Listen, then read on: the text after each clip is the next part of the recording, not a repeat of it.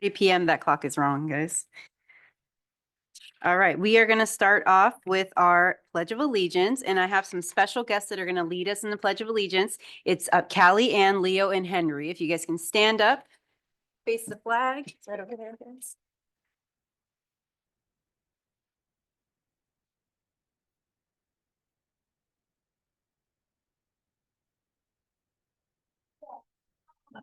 Allegiance to the flag of the United States of America and to the republic for which it stands, one nation, under God, indivisible, with liberty and justice for all.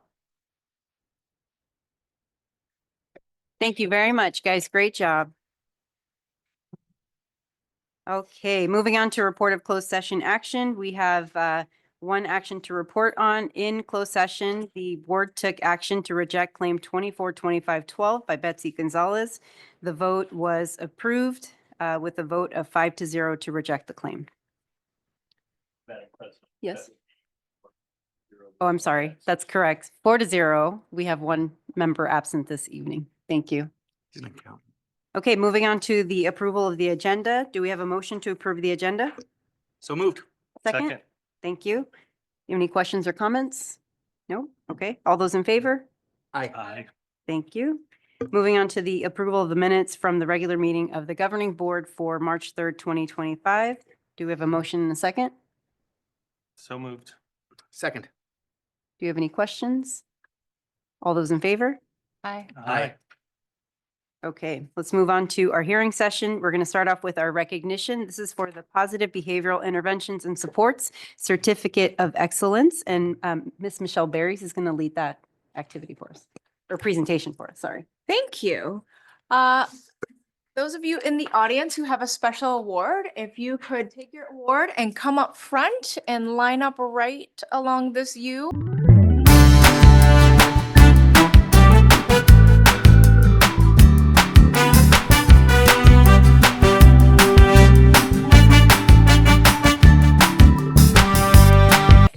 We've been hearing a lot at our board meetings about students and behavior, and tonight these students have modeled what we exactly want our kids to do.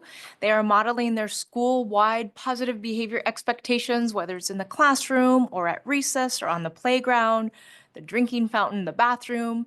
I know many of the schools go through all of these with the students, and they are a model of what we are hoping all students will do. So without that, further ado, I'm going to go ahead and get started.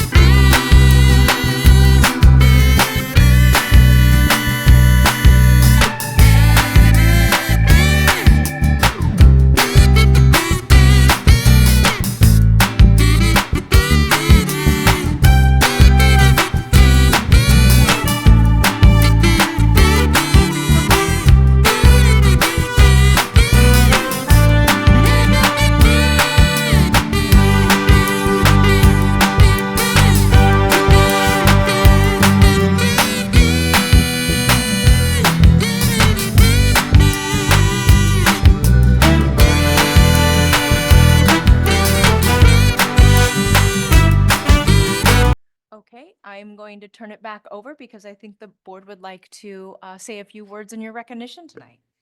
Yes, we will. We'll start off with Mr. Watson.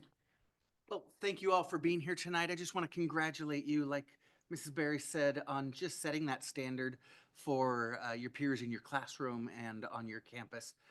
We really appreciate it and want to congratulate you and your parents as well. Thank you.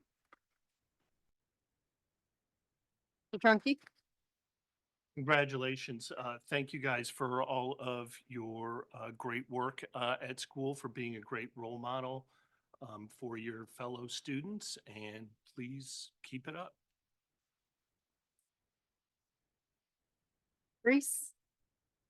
Hello, everyone. Congratulations to everyone up here. I think it's amazing to be honored by your peers and your teachers as well. And a special thank you to the parents who are setting a great standard and a great model.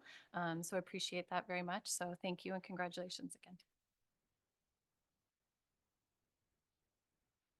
Congratulations, everybody. You guys are wonderful. Thank you for setting the standard for your peers, for being leaders, because it takes leadership to, do the right thing and to have the best behavior you can have. Thank you for doing that, and continue to model good citizenship for other kids, and you're going to do great things in life. So congratulations, everybody. And now we get to the fun part. This is when the parents get to take pictures. So we'll actually take a picture with the board, and we're gonna squeeze in so we can all get a picture with you, and then parents can also take a photo.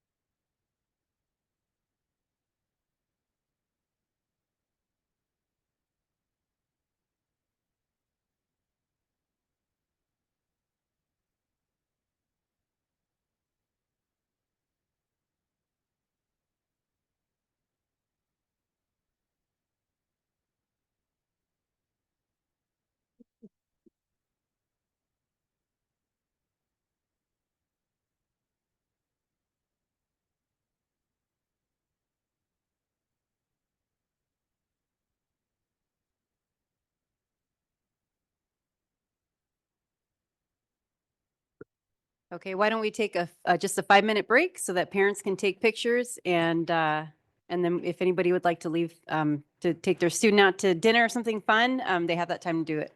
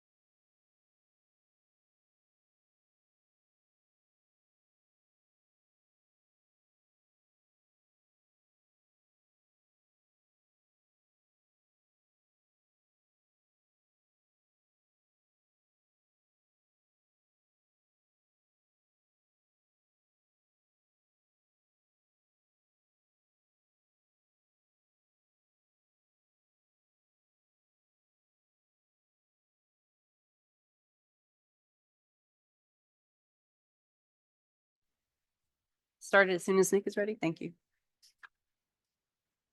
Good to go? All right, let's go ahead and call this meeting to order. We are going to move on to our hearing session. And I'm going to read my part. So advance written request to address the board regarding agenda and non-agenda items, board bylaws 9320, 9322, and 9323 each speak to the process used by the governing board to allow for public comment during its meetings. The bylaws are in compliance with the Brown Act and other applicable law. Board Bylaw 9323 specifically outlines the process for members of the public to address the governing board on agenda and non-agenda items that are within its subject matter jurisdiction. Members of the public wishing to address the governing board are asked to do the following prior to the start of the public comment section of the meeting agenda to ensure that appropriate time is allotted to all interested speakers and topics. The speaker must either complete a speaker card for each item they desire to speak on and/or notify the assistant to the superintendent of each item if attending the meeting in person. This notification is requested to allow the board president to consistently implement public comment guidelines provided in Board Bylaw 9323. Members of the public wishing to make public comment via telephone or virtual meeting software must notify the assistant to the superintendent via email not later than 4:30 p.m. on the day of the scheduled meeting to ensure that that person has the same opportunity to address the board under Board Bylaw 9323 as those who are in attendance. Each speaker is allowed 3 minutes per topic for public comment. The total time allotted for each topic is 20 minutes. Depending on the number of persons wishing to be heard on a single topic, the governing board may adjust the time allotted for each speaker or the total time allocated to the topic issue. The president of the board may take a poll of speakers for and against the topic issue to determine how best to allot time on each topic issue. Members of the public who wish to address the board do so either in person or via Zoom. A speaker may read a statement from an individual not in attendance. However, their allotted speaking time will not be extended to read such a statement. A timer visible to all attendees will be used to manage time during public comment. Any speaker who exceeds their allotted time will have their mic cut off. To ensure that non-English speakers receive the same opportunity to directly address the board, any member of the public who utilizes a translator shall be provided at least twice the allotted time to address the board unless simultaneous translation equipment is used to allow the board to hear the translated public testimony simultaneously. Please remember that state law prevents the board from acting on any matter not listed on the agenda or from discussing any such matter in detail. With that, I will move on to our speaker cards. We'll actually start with a couple of speakers that requested to speak via Zoom. Ready for that, Nick? Okay, so we have Melissa Magaro, and she is speaking in opposition to proposed changes. And next up will be Catherine Perry. Melissa, if you can hear us, please raise your hand on Zoom.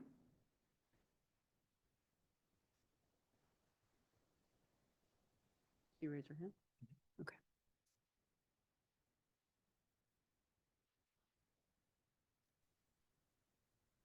Go ahead, Melissa. Good evening. I'm here tonight as a parent to express my concerns about the manner in which the district has approached making substantial change to our children's educational programming. Parents with children currently in the school district were sent a survey back in October, asking whether we would be in favor of a single dismissal time for all grades, TK through 6, or not in favor. The proposal specifically mentioned this would mean a longer day for TK through 2nd grade and a shorter day for grades 3 through 6. The post indicated that the district thought this would create equity for school staff and be an easier pickup process for families. I appreciated that our input was being sought despite being well aware every family situation is different and some would be in favor while others would not. After the poll closed, we did not hear anything about proposed changes until a single sentence in a Parent Square post about para-educator labor negotiation several weeks ago. This mentioned that the school district was proposing a half-day TK and K program. Then articles began to be published by the Signal outlining proposed changes that included a single dismissal time for 1 through 6, but also significant changes to our TK and K programming, namely a reduction from a full day to a half-day program, as well as minimum days every Wednesday for all grades. Single dismissal time was presented as a path toward teacher equity and easier pickup schedules, but that is not what being presented now. And what we're being presented now is not consistent with those goals. We as parents were never informed of these changes that would accompany a single dismissal time, nor was our input ever elicited as plans evolved. The lack of transparency and apparent lack of interest in engaging parents in the process of addressing potential problems and considering possible solution is unacceptable. I understand that there were concerns from TK and K teachers about challenging behaviors in the classroom. If that is the case, the district should be providing teachers with the tools they need to manage these behaviors, including aids and other supports, before cutting the educational day for all students, including those that are ready and able to function in a classroom setting. I find it hard to believe our students are uniquely challenged in this way, and I'm curious how districts around the nation are managing these concerns. As key stakeholders, parents deserve to be made aware of potential significant changes to our children's educational day at the very least, and involved in the changes at the best. Perhaps most concerning to me are the families that are new to our district without older children already in SUSD, who are not yet on Parent Square, and are enrolling their incoming students expecting a full day TK or kinder program in the fall. They deserve the opportunity to choose a private school education or alternative school for their child who's ready for a full day of kindergarten. Many studies have documented the benefits, short-term and long, of a full-day kindergarten program. I've yet to see the district present any research data that suggests half-day programming produces superior outcomes. I fear these changes are a way to solve budget issues, allowing teachers to be repurposed in the afternoon in other classrooms, instead of a strategic, evidence-based educational solution. These changes not only affect our children's educational experience, but have implications for necessary supports for working parents like childcare. Dr. Hawkins' recent post says the district is making every effort to provide transitional aftercare. Our current aftercare program is available to a limited number of families, with many kids sitting on the wait list for years. Will spots be guaranteed for TK and K students? What will the cost be to families? In our current climate, an unanticipated childcare bill of dollars. Thank you, Ms. Magaro. Thank you. Sorry, the 3 minutes is up. I can't Moving see the on. timer. Yeah, sorry. We can see it here. Catherine Perry?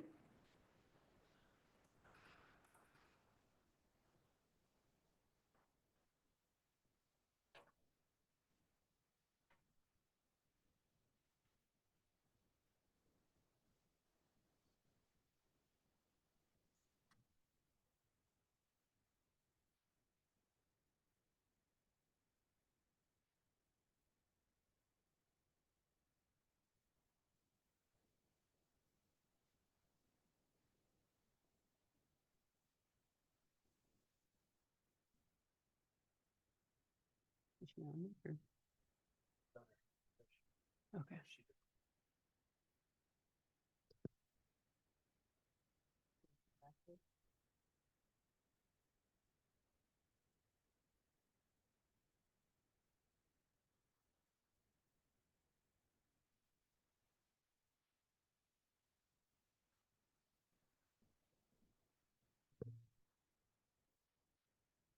Ms. Perry, go ahead. You're muted, Ms. Perry. Ms. Perry, can you hear us? Or can you hear me? Sorry, I'm so sorry. Yeah. I'm so No, it's bad at this. Okay, It's so okay. my name is You're Katie Perry. I've been in a special education preschool program for over 18 years now. So as you're aware, we have spoken at the board meetings, provided detailed explanations on why we deserve the stipend and why it is an essential component of our roles within the district. However, we continue to receive the same response, that the matter must be handled through negotiations. While we understand that some matters must go through negotiations, the ongoing delay is not only discouraging but unfair to those of us who have been waiting patiently and have continued to fulfill our duties without the support we are rightfully owed. We feel overlooked and excluded from the conversation despite our clear and justified request. The stipend is not merely a benefit. It is an essential recognition of our hard work and our dedication. Given the time that has passed, it is our belief that we deserve retroactive pay for the period we have not been receiving the stipend. We have demonstrated a strong commitment to the district, and it is only fair that our contributions be properly recognized and compensated. We ask that you expedite the process and give us serious consideration to addressing this matter immediately. We respectfully urge the school board to acknowledge the overdue nature of this request, take swift action to resolve it, and ensure that we receive the retroactive pay we deserve for the time we have gone without the stipend. Respectfully frustrated, the Bouquet paraeducators. Thank you. Thank you, Ms. Perry. Moving on to Sylvia Torp and then Xiaofei Yang will be right after that.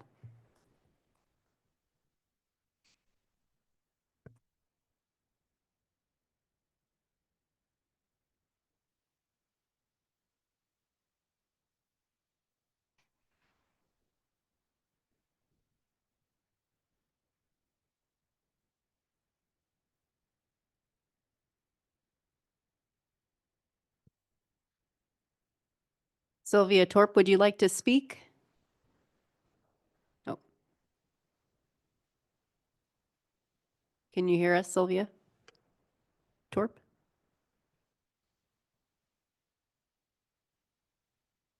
Can you hear us, Sylvia?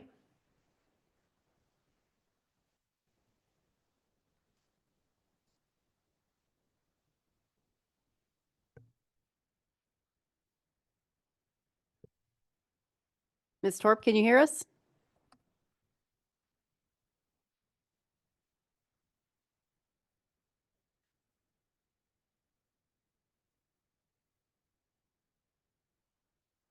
You're muted, Ms. Torp. Can you hear me now? Yes, we can. Go ahead. Okay. Hi, Sylvia Torp here. I'm here tonight on behalf of a group of 12 dedicated paraeducators who have been unfairly denied a stipend that others in similar working conditions have received for years. We work in the preschool special day classrooms where 3 and 4-year-old students with special needs are experiencing a school environment for the first time. Each day, we manage a wide range of behaviors, support toilet training and diapering, and navigate the challenges of inconsistent staffing. Our responsibilities align directly with those of our colleagues who have been receiving the stipend, yet we continue to be excluded. We filed a grievance in November of 2023, yet more than a year later, here we still are being told that this matter is a negotiation. Meanwhile, nothing has changed. This ongoing delay has created a clear and unacceptable inequity. We are here tonight because we are frustrated and feel unheard. If this issue is not addressed promptly, we will have no choice but to seek legal counsel. We are asking for fairness, transparency, and action. We urge the board to resolve this matter and ensure that all paraeducators working under these conditions are compensated equitably. Respectfully and frustrated, the Bouquet Paris. Thank you. Thank you, Ms. Torp. Moving on to our last Zoom speaker, that's Xiaofei Yang.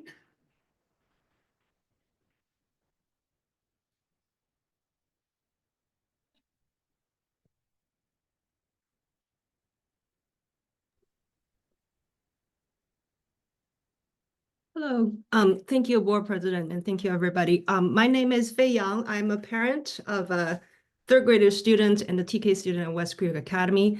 I specifically want to comment on a proposed change to reduce the kindergarten TK program to half day. I think I echo a lot of points that Melissa had made earlier. This change really come as a big surprise to all of us because it wasn't communicated and there was no opportunity provided for parents to weigh in. I really think parents should be involved in the decision-making process when such drastic change is affecting our students. So according to the communication I've received, it seemed that the reason for making the reduction is because of some of the behavior issues that we see in classroom. Well, I can understand maybe it's difficult for some of the students to transition to school. The reality is a lot of students, or I can say most of the students, do not have problem with the full day schedule. My own TK student at West Creek Academy loves school, adores his teacher, loves his friends, and he's thriving academically and social emotionally. From my own observations, and as confirmed by our principal, Mrs. Subet, the TK classroom at West Creek Academy do not have any of the behavioral issues that are of concern. I would also like to see data on the percentage of students experiencing issues, how widespread it is, and to see whether or not it really warrants such a drastic change. And a lot of research have shown that full day kindergarten, when done well, has lasting benefit on students' academic achievements.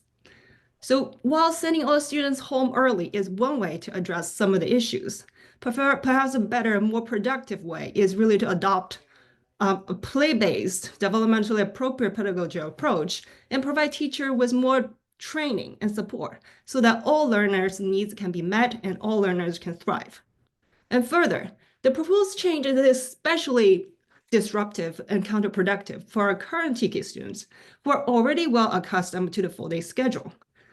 Just imagine, come fall, they will need to face a transition. When the whole school schedule is drastically changed, they need to get adjusted to a new full-day, half-day schedule.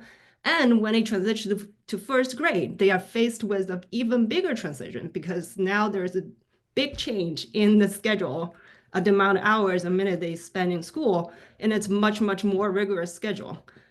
As we all know, transitions are hard, especially for our youngest learner. So to conclude, I really urge the board to vote no for half-day kindergarten. I think more data need to be shared, more voices need to be heard, and then maybe reconsider after all the data is collected. And at the very least, I urge you to delay this change for kindergarten to the 26 to 27 school year so that a current TK student can Th- complete Thank you, Ms. Yang. no change. Thank you. Thank you. Okay, moving on to our speakers. We have Marcy Keller.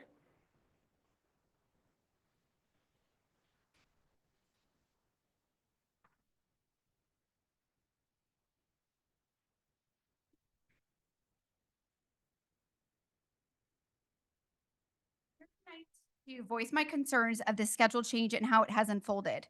I would assume that every leader knows that collaboration and communication is key to every decision and change. Let's start at the beginning, even though there really wasn't one. In fall, we received a survey about universal pickup. No context and certainly no information about a minimum day in the middle of the week or different end time for TK or K. Many completed the survey without having all of the details. Many didn't complete the survey because they believed it did not have an impact on them, and many never even saw the survey. You know, when someone really wants you to complete something, they typically communicate it more than once with a reminder or follow-up. This did not happen, and the survey closed, and the results were probably exactly what you hoped for. One parent online called it bait and switch, which I can't deny seems kind of fitting. There was no follow-up or info after the survey window closed. Months went by, and the new year started, and nothing. Behind the scenes, the teachers voted. My first question is, did the teachers have more context on what they were voting for? I would hope so. But if they did, why did we not have that same opportunity? And if they didn't, well, I'm not really sure what to say about that. Majority voted for change, and I guess when you include third grade as an upper grade class, upper simply has the advantage. The reality is that there should have been multiple surveys and multiple choice. Would you rather have all kids get out at 2:15? Would you rather have all kids get out at 2:50 and have a minimum day every Wednesday? Would you like to have half day or full day kindergarten? There are 4 kinder classes. Can 2 not be half and 2 be full? How do we pick up our kids at other schools and not have them wait? Fast forward to February 25th. We received an email from Dr. Hawkins entitled Paraprofessionals in SUSD. The title should have been, "We are finally sharing a tiny piece of info that we should have mentioned before you took the survey months ago."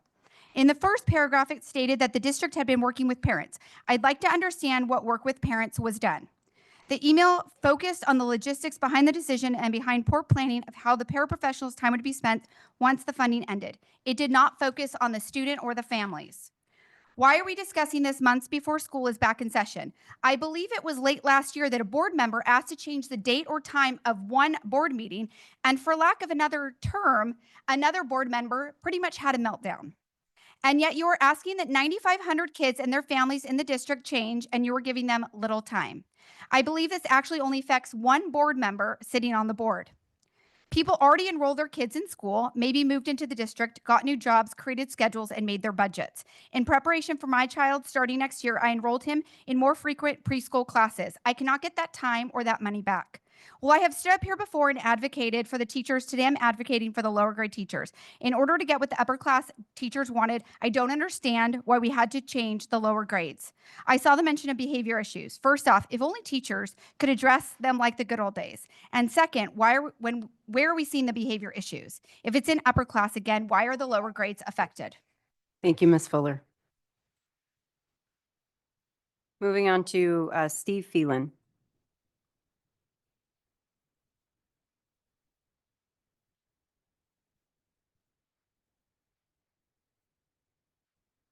On March 6th of this year, my autistic 5-year-old son ran off his school campus. When I got to the school, I learned with great relief that he had returned, but I also learned 2 more things.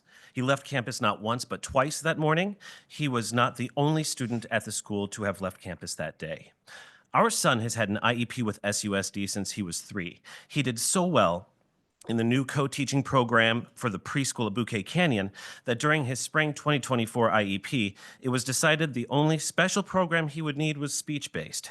At this meeting, when my wife and I expressed our concerns about not having a behavioral program on the table, we were assured then and there that 1, it wasn't necessary. He was expected to do well in the general education setting.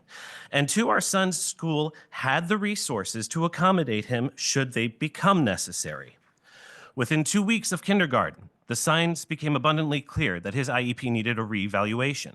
His new classroom environment was drastically different, with a teacher-to-student ratio of 1 to 24, sometimes 27. Gone were the experienced co-teaching and classroom-age staff. In their stead, parents are encouraged to volunteer in the classroom.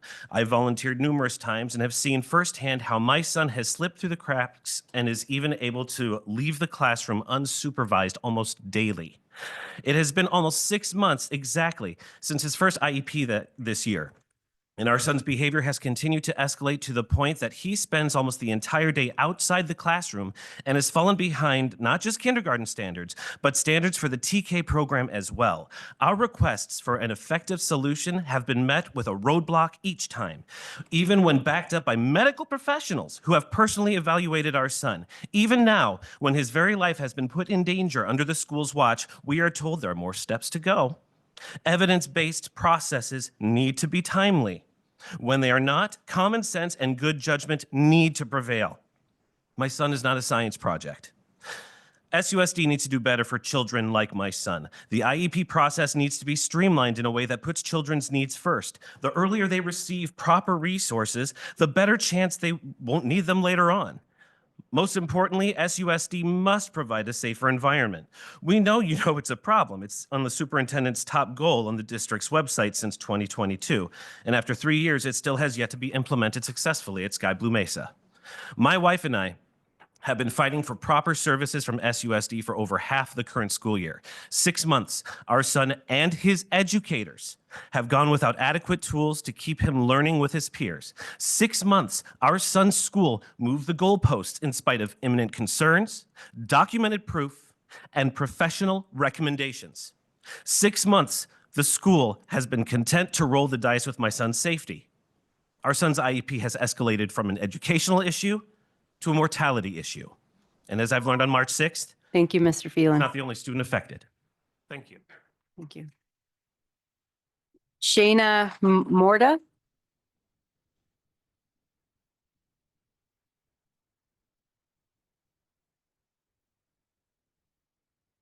Good evening, board members. My name is Shauna Morda. I'm currently a 4th grade teacher at Plum Canyon Elementary School, and I've worked for this district for the past 20 years, and I'm an alumni of this district. I'm here tonight to call this board to action. We all sat in this room 2 years ago when the counselors were being fired, and we heard from staff, parents, and students that begged this board to not get rid of staff they had positive relations with and had effect with students' mental health across our sites. We were told we're getting social workers instead of counselors. We were going to make a difference with our behaviors. But per the behavior presentation that was given to the board a couple weeks ago, there was no talk of social workers making a difference in this data. So I'm calling this board to reevaluate the staffing we have, like they should do every year, and make sure the money being spent for our social workers are actually making a difference. Once again, we were in this room when the students, parents, and staff talked about getting rid of librarians because their schedules were getting changed. And 6 out of the 12 previous librarians felt this was a disservice to the position and the students they served, so they quit. Again, our adults that our students had a long and positive relationship with was gone from our sites. Plus, our upper grade students who can read have been denied equal access to their library. I'm also calling this board to open the library every week to the upper grade students. Finally, we have been in this room the past couple months talking about the behavior issues across our sites. There's much talk of PBIS, SEL, and suspensions from this board. Please note that our PBS across the district has only been fully implemented with Tier 1 expectations, which is for all students. The Tier 2 and 3 that need behavior interventions have not been fully implemented across our sites. You saw the students themselves have rated themselves low in emotional regulation and resilience. The 4th grade SEL I teach on conflict resolution is called STEP.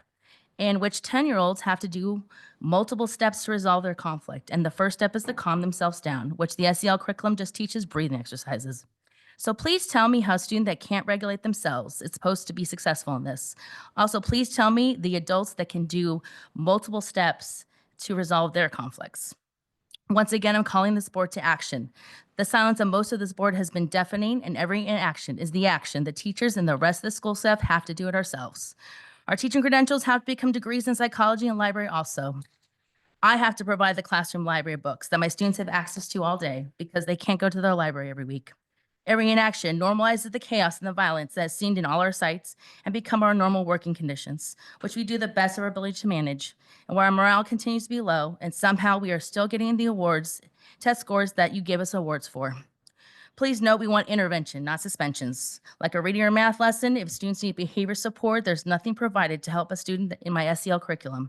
We want simple things that this board can do, like every time a classroom has been evacuated or destroyed, a district letter needs to go out to all parents in the classroom that day so parents don't have to hear from their children. Or multiple behaviors from the same student would start a behavior SST process that would need to be completed at 60 days so the student gets support right away.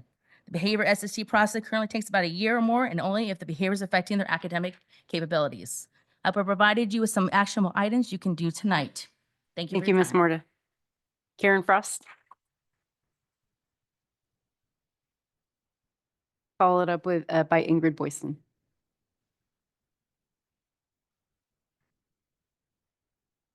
Hey, good evening. I usually just go off the cuff, but I had some things that I wanted to say, so I wrote it down.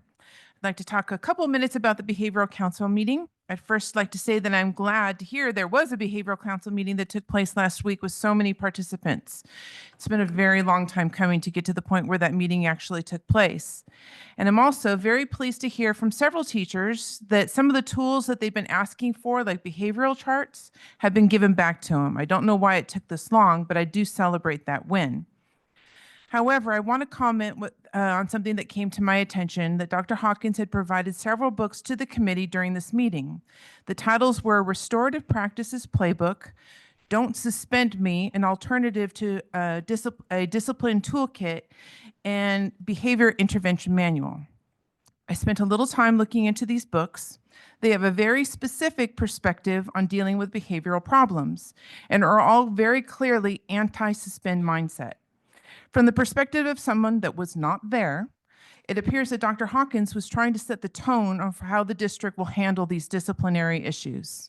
Framing the conversation from this very first meeting with these titles sends a very clear message that suspension is never an option. Now, I was at several meetings where a parent talked about ongoing behavioral issues with her child, experienced physical injury that the child sustained at school, and everyone was in tears. I was also here when Ms. Cooper, who's not here tonight, said if a suspension needs to take place, then do it, and we will have those districts back. Other trustees said, I don't care what color the dashboard turns as long as serious behavioral items are addressed. But at the Behavioral Council meeting, the district seems to be telling the teachers that suspension should never happen, and they should always be looking at restorative justice or non-suspension options. In my opinion, this seems to contradict what the board was asking for. It's important to remember that the superintendent works for the board, not the other way around. Policies come down from Sacramento. The school board makes the determination as to the best ways to enact them, and then the superintendent puts them into action. I clearly heard this board say there are some times when suspensions may be necessary. It may be in the best interest of all parties to get a little time and a little space to prevent situations from escalating. My concern is that the superintendent heard your opinions, but presented to the Behavioral Council that those opinions were not relevant. She provided reading materials to the council that were supported a disciplinary ideology that was opposite of what you said you wanted, and I don't think that that's okay. Thank you. Thank you, Ms. Frost. Ingrid Boydston, and followed up by Tammy Messina. First of all, Mr. Phelan, I really feel for you, and I would like to talk to you at some point. And Shanna Mortar, you have some really great ideas that we need to implement. And Mrs. Frost, actually, I think you're going to be happy about some of the things that I have to say tonight. So good evening. I'm Ingrid Boydston, and tonight I actually wanted to thank the cabinet, as well as the board, as well as our teachers, our amazing STA, and our paraeducators. and all of the parents who have continued to put their attention to solving our problem of big behaviors in the SUSD. Briefly stated, the full day behavior council meeting was, in my opinion, actually very valuable. Dr. Hawkins made it clear right up front that it is not okay for our kids to live in a world where they think that we think that it's okay for them to get hit, injured, or hurt. So that's a change. That's a big, we need to make sure that that stays in the forefront.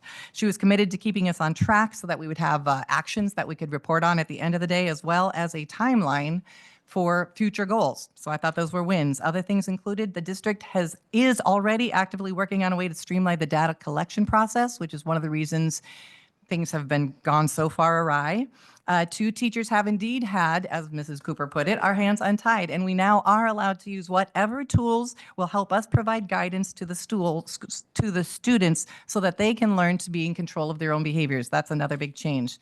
Number three, we came to a common understanding that teachers already have a very detailed system in place that we use to try to prevent the behaviors before they become big. But then we talked at length about what happens when the big behaviors do erupt.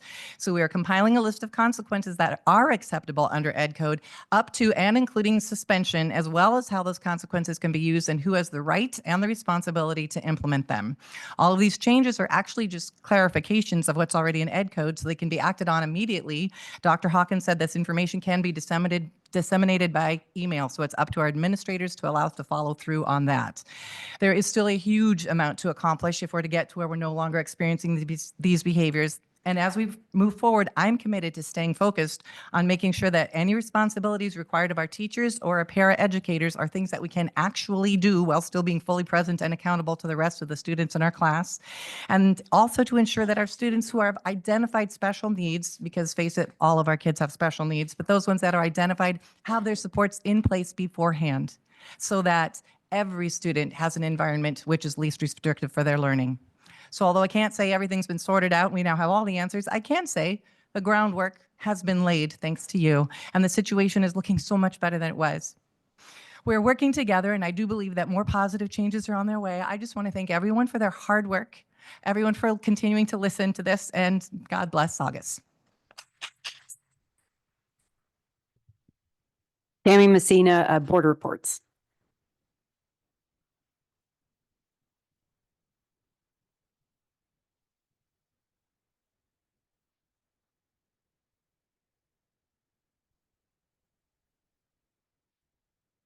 Given the robust discussions in the recent board meetings, I was disappointed to see that the behavior issue was not on tonight's agenda. I spoke with several staff members who attended the Behavior Council full-day meeting, and they all left feeling optimistic about the progress made. So I'm hopeful that we will see swift, actionable changes that can be implemented immediately in the classroom, and I appreciate the updates we've gotten tonight from the speakers so far. Dr. Hawkins, I look forward to hearing your update on the outcomes at the most recent meeting. I'm sure you'll have something during your board report. And I encourage the board to continue providing frequent updates on the changes being made, along with the expected shifting behavior data that will help assess whether or not the changes are truly effective, because that's the only way we'll know if it's working. I know tackling difficult issues in the open is never easy, and I appreciate the board's willingness to engage in transparent dialogue during the past few board meetings. I hope that this open communication continues as you address this and other important topics. I know it's difficult. I've seen the struggles that you guys, where it's just a different way of doing meetings, and you're doing a great job, so I appreciate what you're doing. And if it's okay, I'm just going to go ahead and add in the comment from the other comment card that I have, since I have leftover time. I did have a question on item 3D4 under the consent calendar, the summer STEAM camp. I hope somebody will address the number of students that are being served by that item and the details of the camp offerings, because none of that was in the attachment that was provided in the agenda. Thank you. Thank you. Karen Carville. And last up is Michelle Joseph.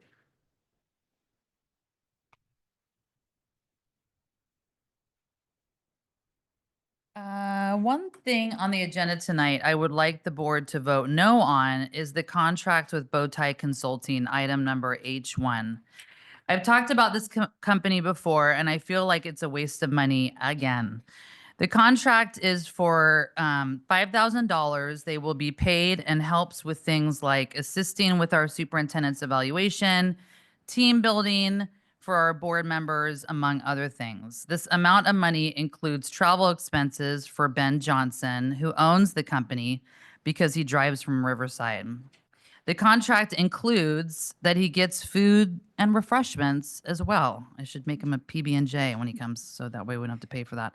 I have nothing personal against Ben Johnson, who owns this company. I have had a few short conversations with him, and I'm sure he's very helpful and knowledgeable. Always wears a bow tie. He's super cute.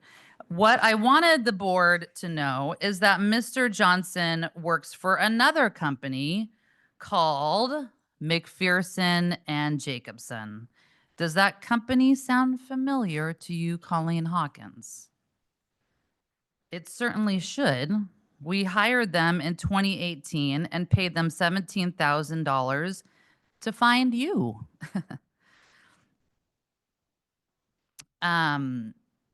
This company is a search firm that finds people for positions in the education field. Is this, I'll keep giving you a job, Mr. Johnson, since you helped me get my job? How do we expect him to give fair and professional advice when he helped hire the person we're evaluating? How would that make him and his company look if one of his products was terrible?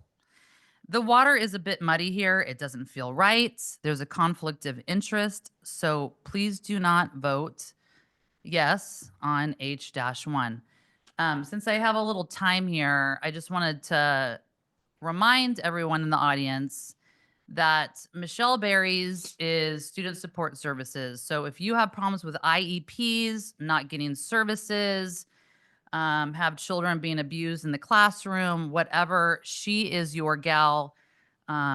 Darcy Quinn is kind of her sidekick. So that's the person that you should go to if you have student problems. Edwin Clement, he's education. If you're not getting your library time, which has been asked numerous times from the board and has been ignored, Edwin, that's the guy to go to. So if you have PTA issues, if you don't like your curriculum, if your kid is not at level for their age group, that is the guy to go to. I encourage you to stay behind and they can just answer all your questions.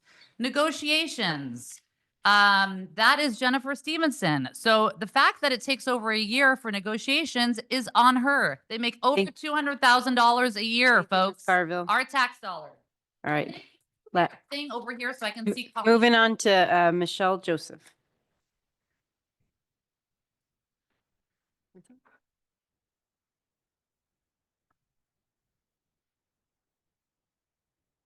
Good evening, board members, cabinet, colleagues, community members, and families.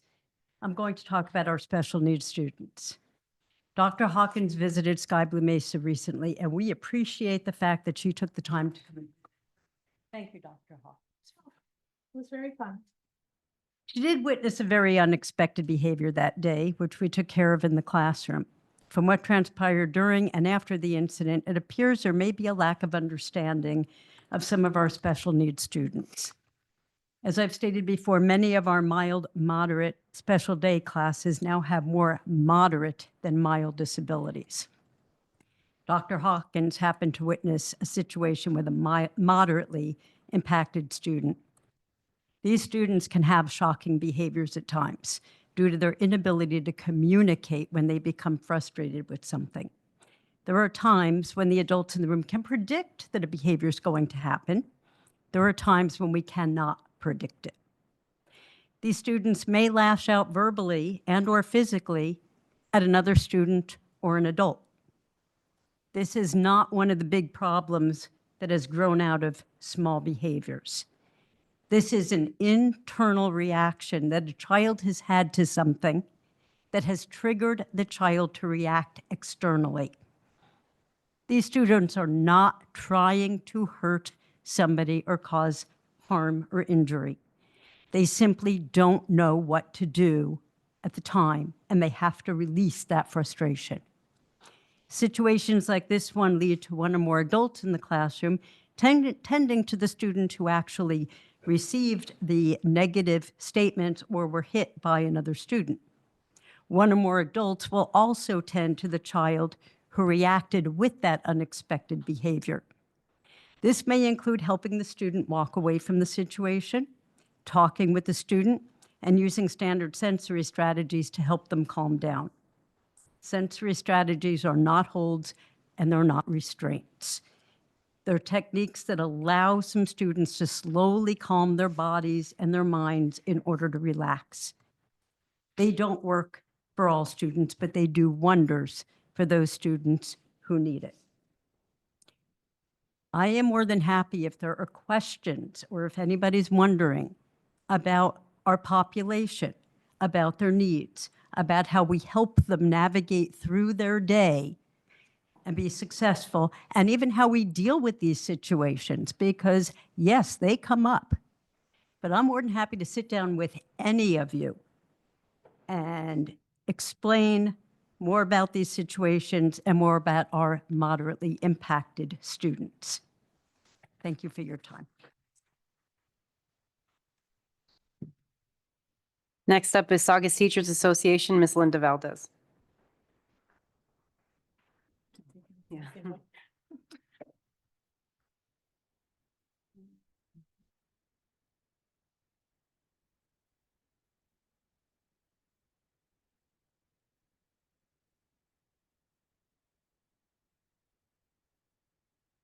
Good evening, board members, cabinet colleagues, community members, and families. Congratulations to this evening's award recipients. As always, we are very proud of you.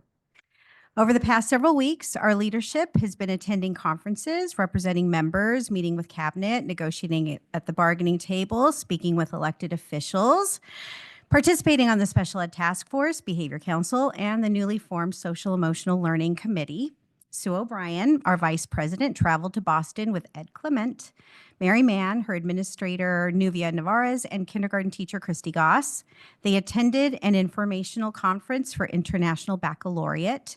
Rio Vista, where Sue teaches, is being slated to become an IB school.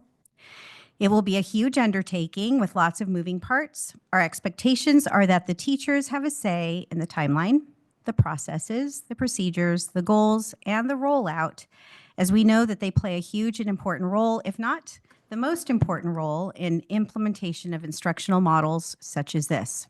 Cassie Rivera, our treasurer, attended the CTA Equity and Human Rights Conference with some of our STA Equity team members, Emily Carpenter, Brandon Holsclaw, Shauna Morta, and Christine Walston.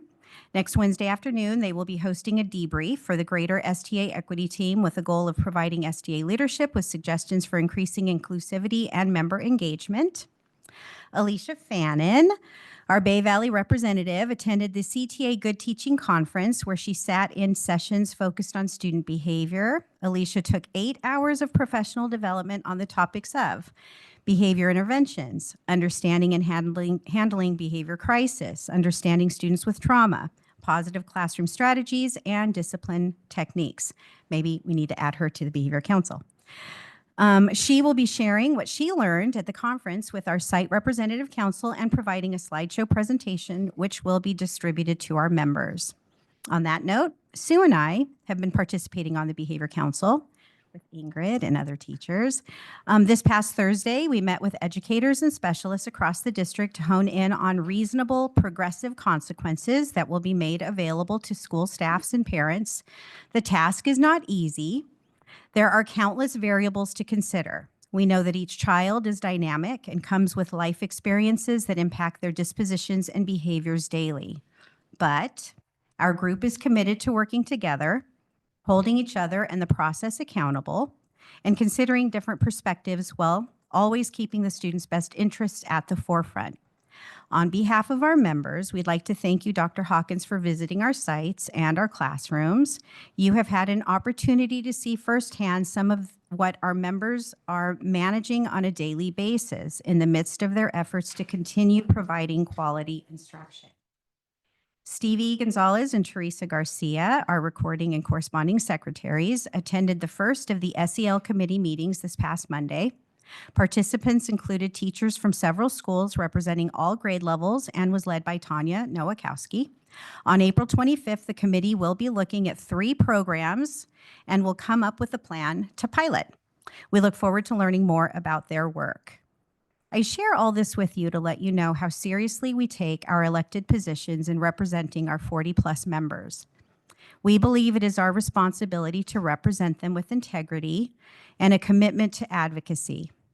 In order to do that, we must be informed and actively participate at the decision-making table.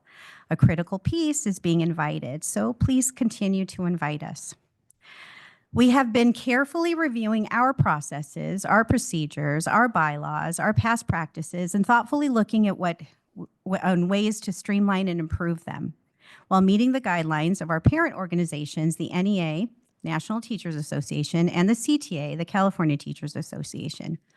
Having said that, I was advised by CTA to make a public statement in reference to the article that was published in the Signal regarding transitional kindergarten and kindergarten minutes. Any characterization in no uncertain terms should be corrected if and when we are misrepresented.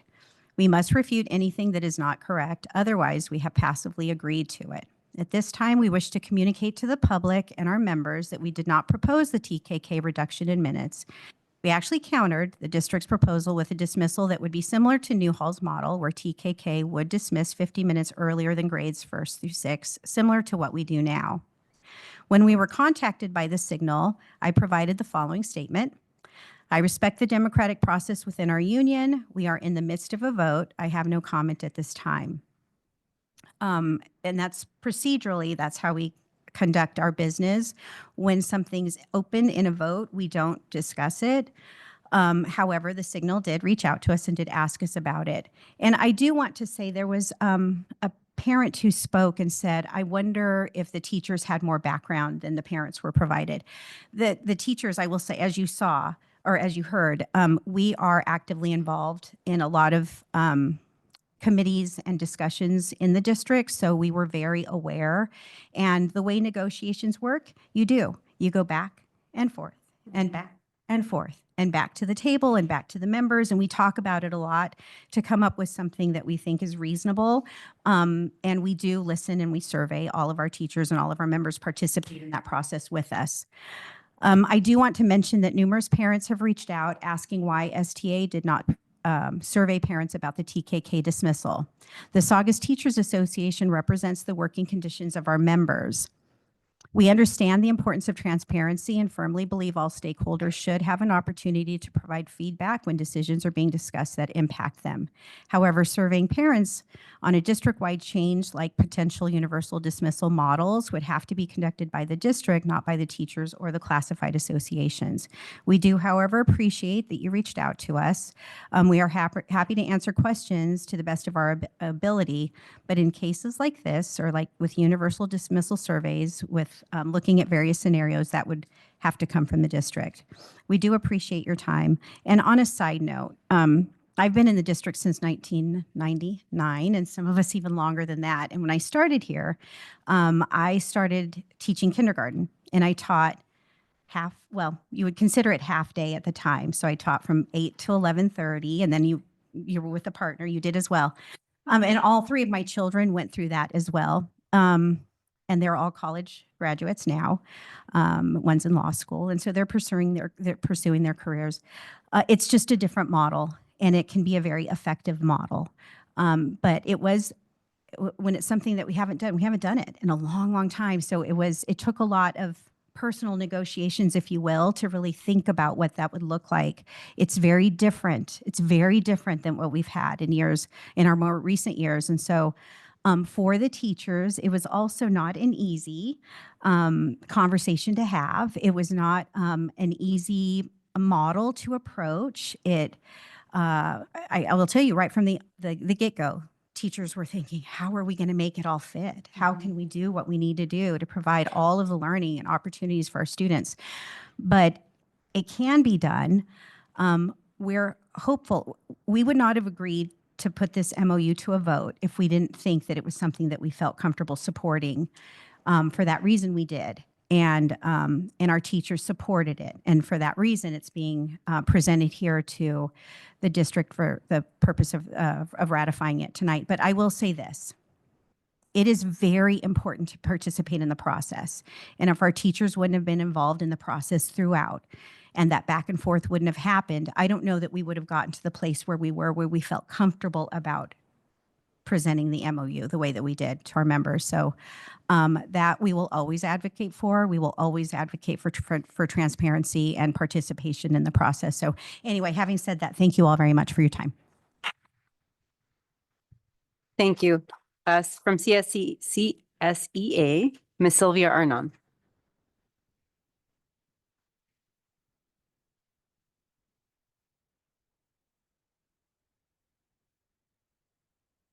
Good evening, Cabinet, board members, community members, and families. A roaring congratulations to the PBIS Certificate of Excellence recipients. Your merits display constructive actions, positive behavior that aligns with school expectations, and the motivations for others to follow. You make our school community proud. We acknowledge that the district is seeking solutions to challenging behaviors. This is the response we give to our many staff members who reach out to let us know about the behaviors happening at their schools. There is a disconnect that classified employees are feeling. They are not being asked for feedback, not even asked how they are doing. Paraeducators continue to get bitten, kicked, slapped, hair pulled, spit on, and more, while continuing to wait for more support and better solutions. It is hurtful to them when immediately following their injury, they continue to receive comments like, "Are you up to date with your training?" Or, "This could have been avoided," or, "It's because of you," before even receiving empathy for their injury or solutions that involve support. One paraprofessional said to me last week, "Do we even get a comment like 'good job'? Never." Paraeducators also feel they are being blamed for student behavior. According to the Santa Clara County Office of Education, paraprofessionals are the backbone of a teaching team. They are role models to our students. They help students achieve higher level of independence and are there to provide individual instructional support in all areas of need. They are invaluable to our schools. Our preschool special day program paraeducators also work daily in challenging classroom. It is time to include them to receive the stipend. Classified employees continue to hope for longevity recognition and a salary increase. After 24 years of service, they receive a total of 10%. That is the longevity. With the passing of time, the value of classified paychecks becomes less. Classified employees do not give less, produce less, nor do they work less while at school. This affects job retention and satisfaction. I am proud to represent classified employees, a wonderful group of people. During site visits, I see them in action. I witness their wholeheartedness, enthusiasm, and struggles, and listen to their life stories. It is so inspiring and humbling. Their care and investment in student success is commendable. Their commitments to their jobs cannot be measured in a percentage. It is time to acknowledge that classified employees are not a lower part of a hierarchy. They are equal contributors to the success of this district. We look forward to coming together to find equitable solutions that will benefit everyone, regardless of their position in this district. It is up to leadership to set the tone. Thank you. Next up, we have Dr. Nubia Navarez with the Saugus Administrators Association.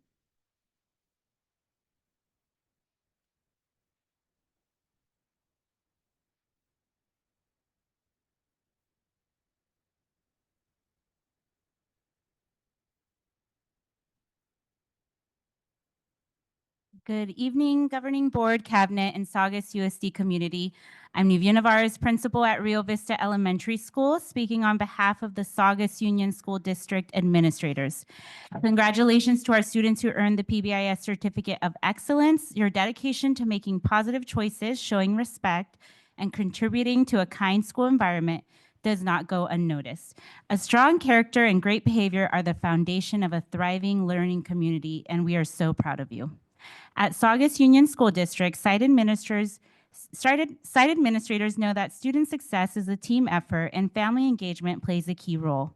The Saugus administrators are committed to providing meaningful opportunities for families to be involved, share their voices, and help shape our schools. One way families can participate is through leadership and advisory committees that help guide important school decisions. School Site Council, PBIS Committee, English Learner Advisory Committee, ELAC, District English Learner Advisory Committee, DLAC, PTA, PTO, and PFO. During these leadership and advisory committee meetings, we solicit input from our families, community members on our school plan for student achievement. In addition to committees, Saugus administrators also make every effort to prioritize open communication and relationship building through regular coffee with the principal meetings, where families can connect with school leadership, ask questions, and share ideas.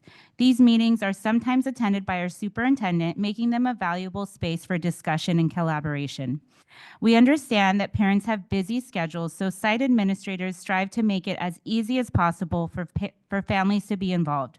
These meetings are often in the evening to not interfere with work schedules. Many of our events provide dinner and childcare in the form of fun activities for students to do, such as art or bilingual story time. We also offer other accommodations, such as the opportunity to attend virtually or translation services.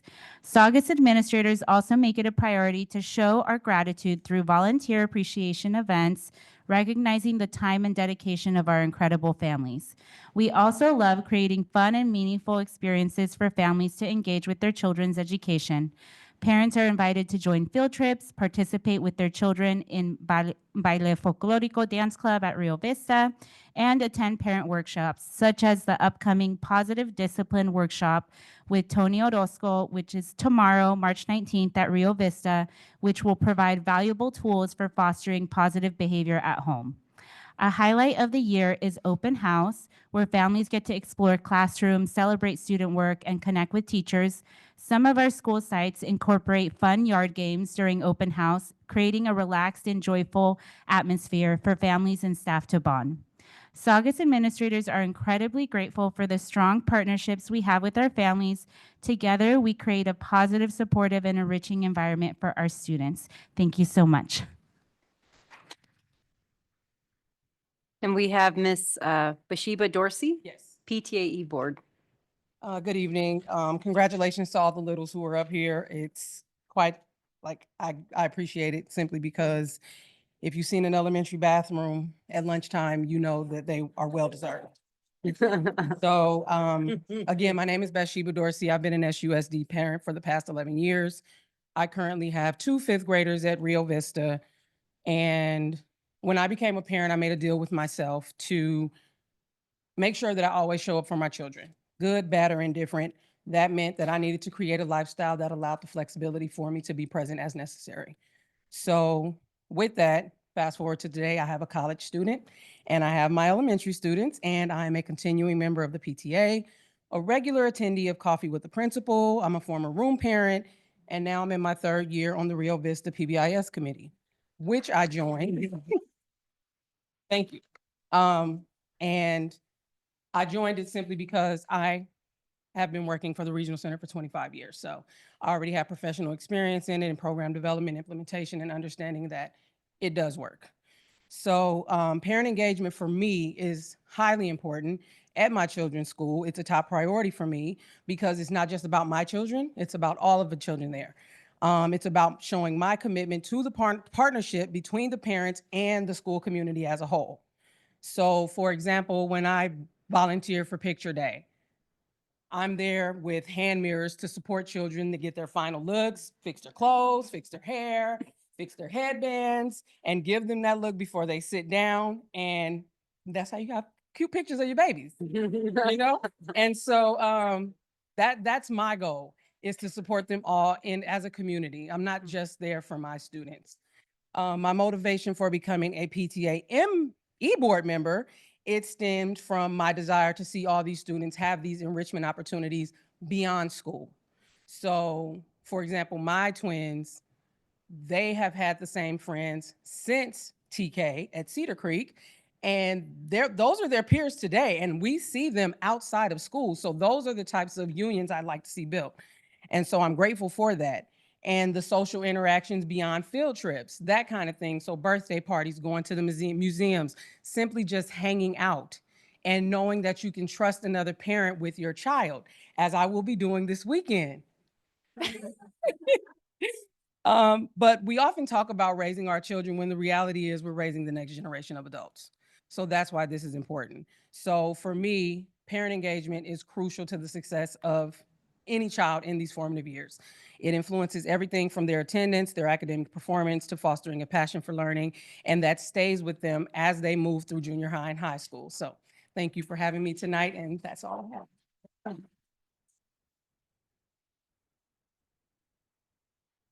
Next up, we have Miss Mary. Sorry. Next up, we have Miss Mary Mann from the Child Development Programs. Ooh, tough act to follow. Good evening, Governing Board and Cabinet. We're so excited because in our expanded learning program, we've started our after-school enrichment classes, and that's at all 14 schools. There's 173 classes, and our program meets the California quality standards for expanded learning, where we address things like career, life skills, academics, the arts. For example, we have classes in cooking, music, theater, architecture, and dance. There's about 1,800 children who are participating, and we're so proud of what they do there and how much fun that they have and how it does. For our program, we're also very proud that we've hired 2 new site supervisors. So we're full in site supervisory staffing. And so I'd like to say a special thank you to our board, our cabinet, and especially our site administrators for supporting our program and its success. Thank you. Thank you. Moving on to our superintendent cabinet reports. We'll start with Ms. Michelle Berries. Thank you. Again, I would like to echo the congratulations to the students tonight. They are really the highlight. They ground me. I was able to go to Rio Vista today, and I was talking with the principals. I know they have students all day long and they have behaviors, they have students running all over, but for me, getting to see the students on the campus is really grounding, so I appreciated that. Miss Linda Valdez took a lot of my what I was going to share tonight to update. But before I share a little bit more of what she said, she talked about the committees, the Special Education Task Force, the Behavior Council, and now the Social Emotional Learning Curriculum Committee. There are a lot of things happening, but I want to say that I have been overwhelmed with the participation of teachers who have volunteered to be on these committees, because without them, we couldn't do this work. So a lot of the meetings, they're after school, in between, and everything else. But again, echoing, it's important that people show up and to do the work. And I really appreciate that. So I wanted to say thank you. The SEL, the Social Emotional Learning Committee, met this week for the first time. She shared a little bit about what we're doing. Our next meeting is to pilot. I wanted to give a little background that there aren't any California state adopted curriculums yet for social emotional learning. So we really look to CASEL, which is the gold standard, and it stands for Collaborative Academic, Social, and Emotional Learning. They really put out what research and evidence-based curriculum strategies for social emotional learning. So we started there to see which programs they recommended. We also we're making sure that they have a Spanish component. We heard that it's very important. One of the other things we wanted to keep in mind, of course, there's cost, but also teacher training and prep time. We've heard time again, time is precious. We need time to prep. We need to make sure that we're delivering the lesson. So those are some of the things that we're considering. The 3 programs that we're going to present to the teachers, to the publishers are going to come in. One of them is Second Step, and that was really important to our TK teachers who have that currently in the classroom. Second Step goes through 6th grade, so that was one of the programs we wanted to consider. The other program is Capturing Kids' Hearts, as we know that we have several schools that have had training and ongoing training into that, and we found out they do have a curriculum piece, so we wanted to bring that. And then the last one we're considering is Character Strong. Character Strong has I see somebody in the back, has 3 tiers, which I thought was really interesting. It has a bullying component as well. And it also goes with our platform, I can't think of it right now, Panorama, which is our data system for the whole child and MTSS. So they're all connected with things that we're doing already. So I am really excited to dig in. I'm excited to do the work with the teachers, and that's it for me. Mr. Clement. Thank you. Mr. Clement. Hey, good evening, everyone. Good to see you. Just a few items, just to save the date for all those parents out there and folks that are planning summer. We do start our ESY and Summer STEAM Camp June 23rd, and that will go until Friday, July 18th. That does serve about 2,000 kids or up to 2,000 kids, so that gives you an idea for 4 weeks. We also are in the beginning of LPAC season, so our language learners and all their teachers are working diligently to give that LPAC test for their annual assessment to see how their proficiency in the English language is doing. So good luck, and we wish them well. And then I just wanted to thank all the teachers involved in our pacing guide committee right now. It's the largest group we've had for pacing guides in a while. So the work that they're doing, they've met twice, and the third one I think is Thursday. And you can tell by the energy in the room and the people that are there contributing that the outcome of it is going to really refine them and make our pacing guides just that much better. So we're really excited. So thanks for all of the teachers that are part of that. Dr. Stevenson. All right, well, we are in full swing with hiring for the upcoming school year.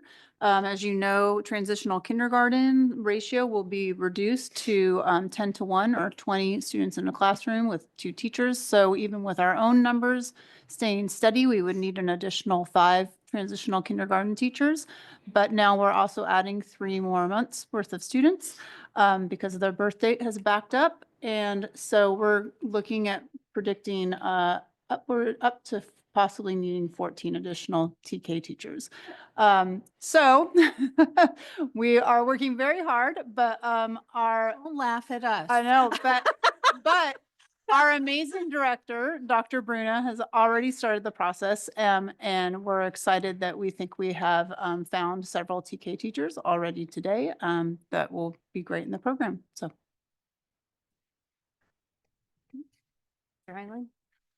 Nothing to report. Wow. Dr. Hawkins. Okay, well, usually he tells us doom, doom, doom. So I want to congratulate the students. Again, I think it's great to see the kids up here and getting to see how they grow. Some of the kids are familiar from other pieces. I want to thank STA for their work on the MOU. I know it was a really collaborative effort, and I know that any change comes with some challenge that's out there. But like Ms. Valdez shared, I have 2 very successful adult children who experienced half-day kindergarten.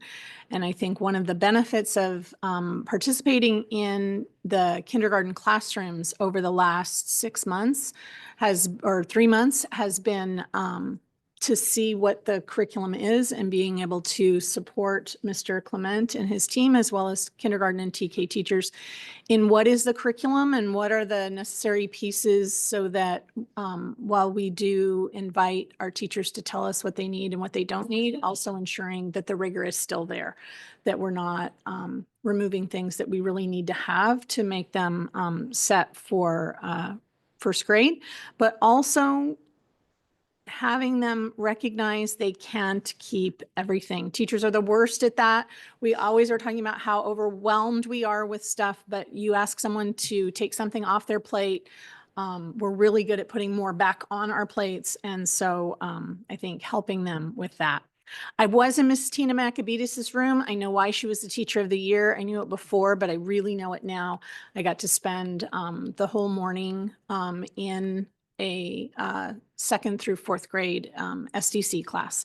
And that was amazing. I've had the opportunity recently to go to some coffees with the principal and had some really great conversations. One of them was at Rio Vista and about the behaviors and what parents are thinking and how they can help, and had another great one today at Highlands.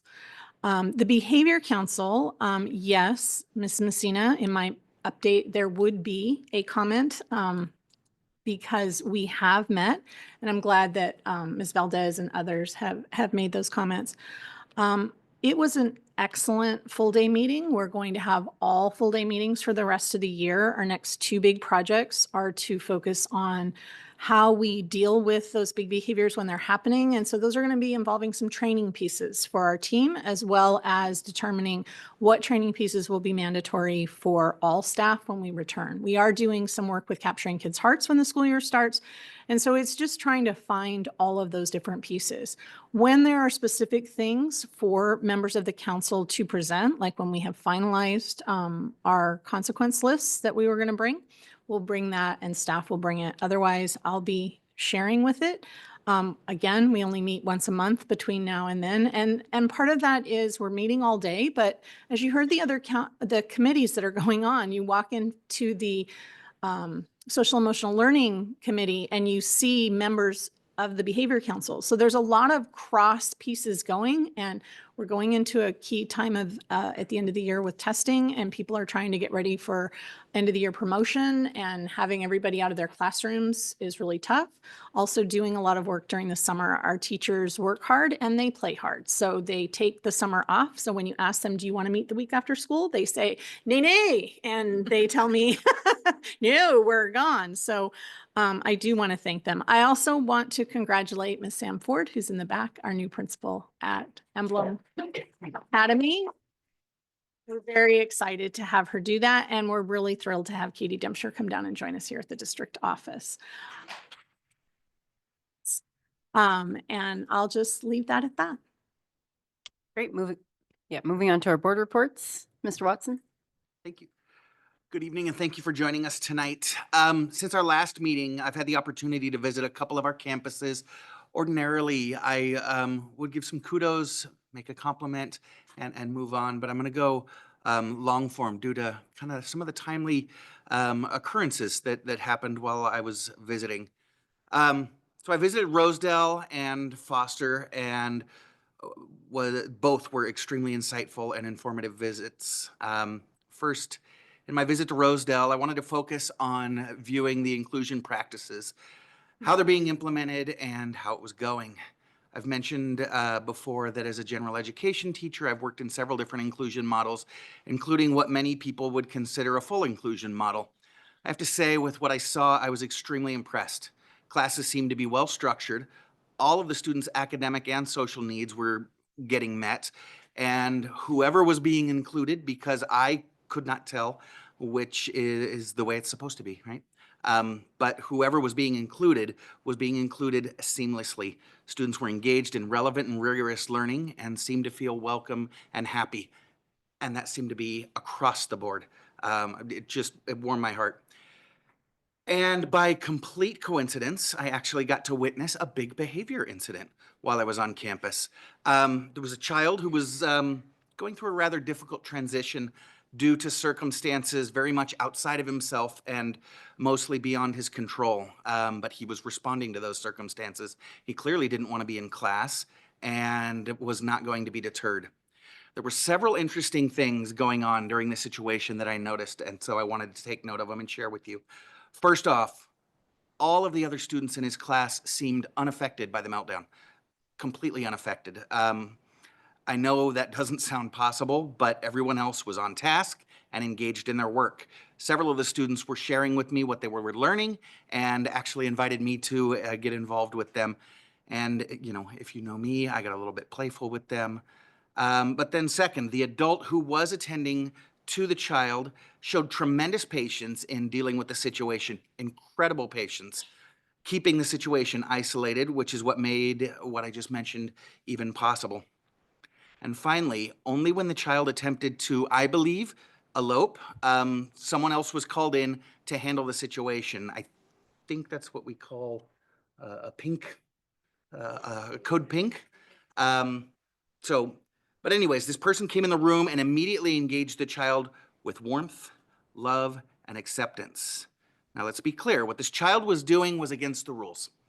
But punishing this child would not have helped anyone wouldn't help that child, would not have helped his classmates in this situation. It's not with, it's not with the child engaging,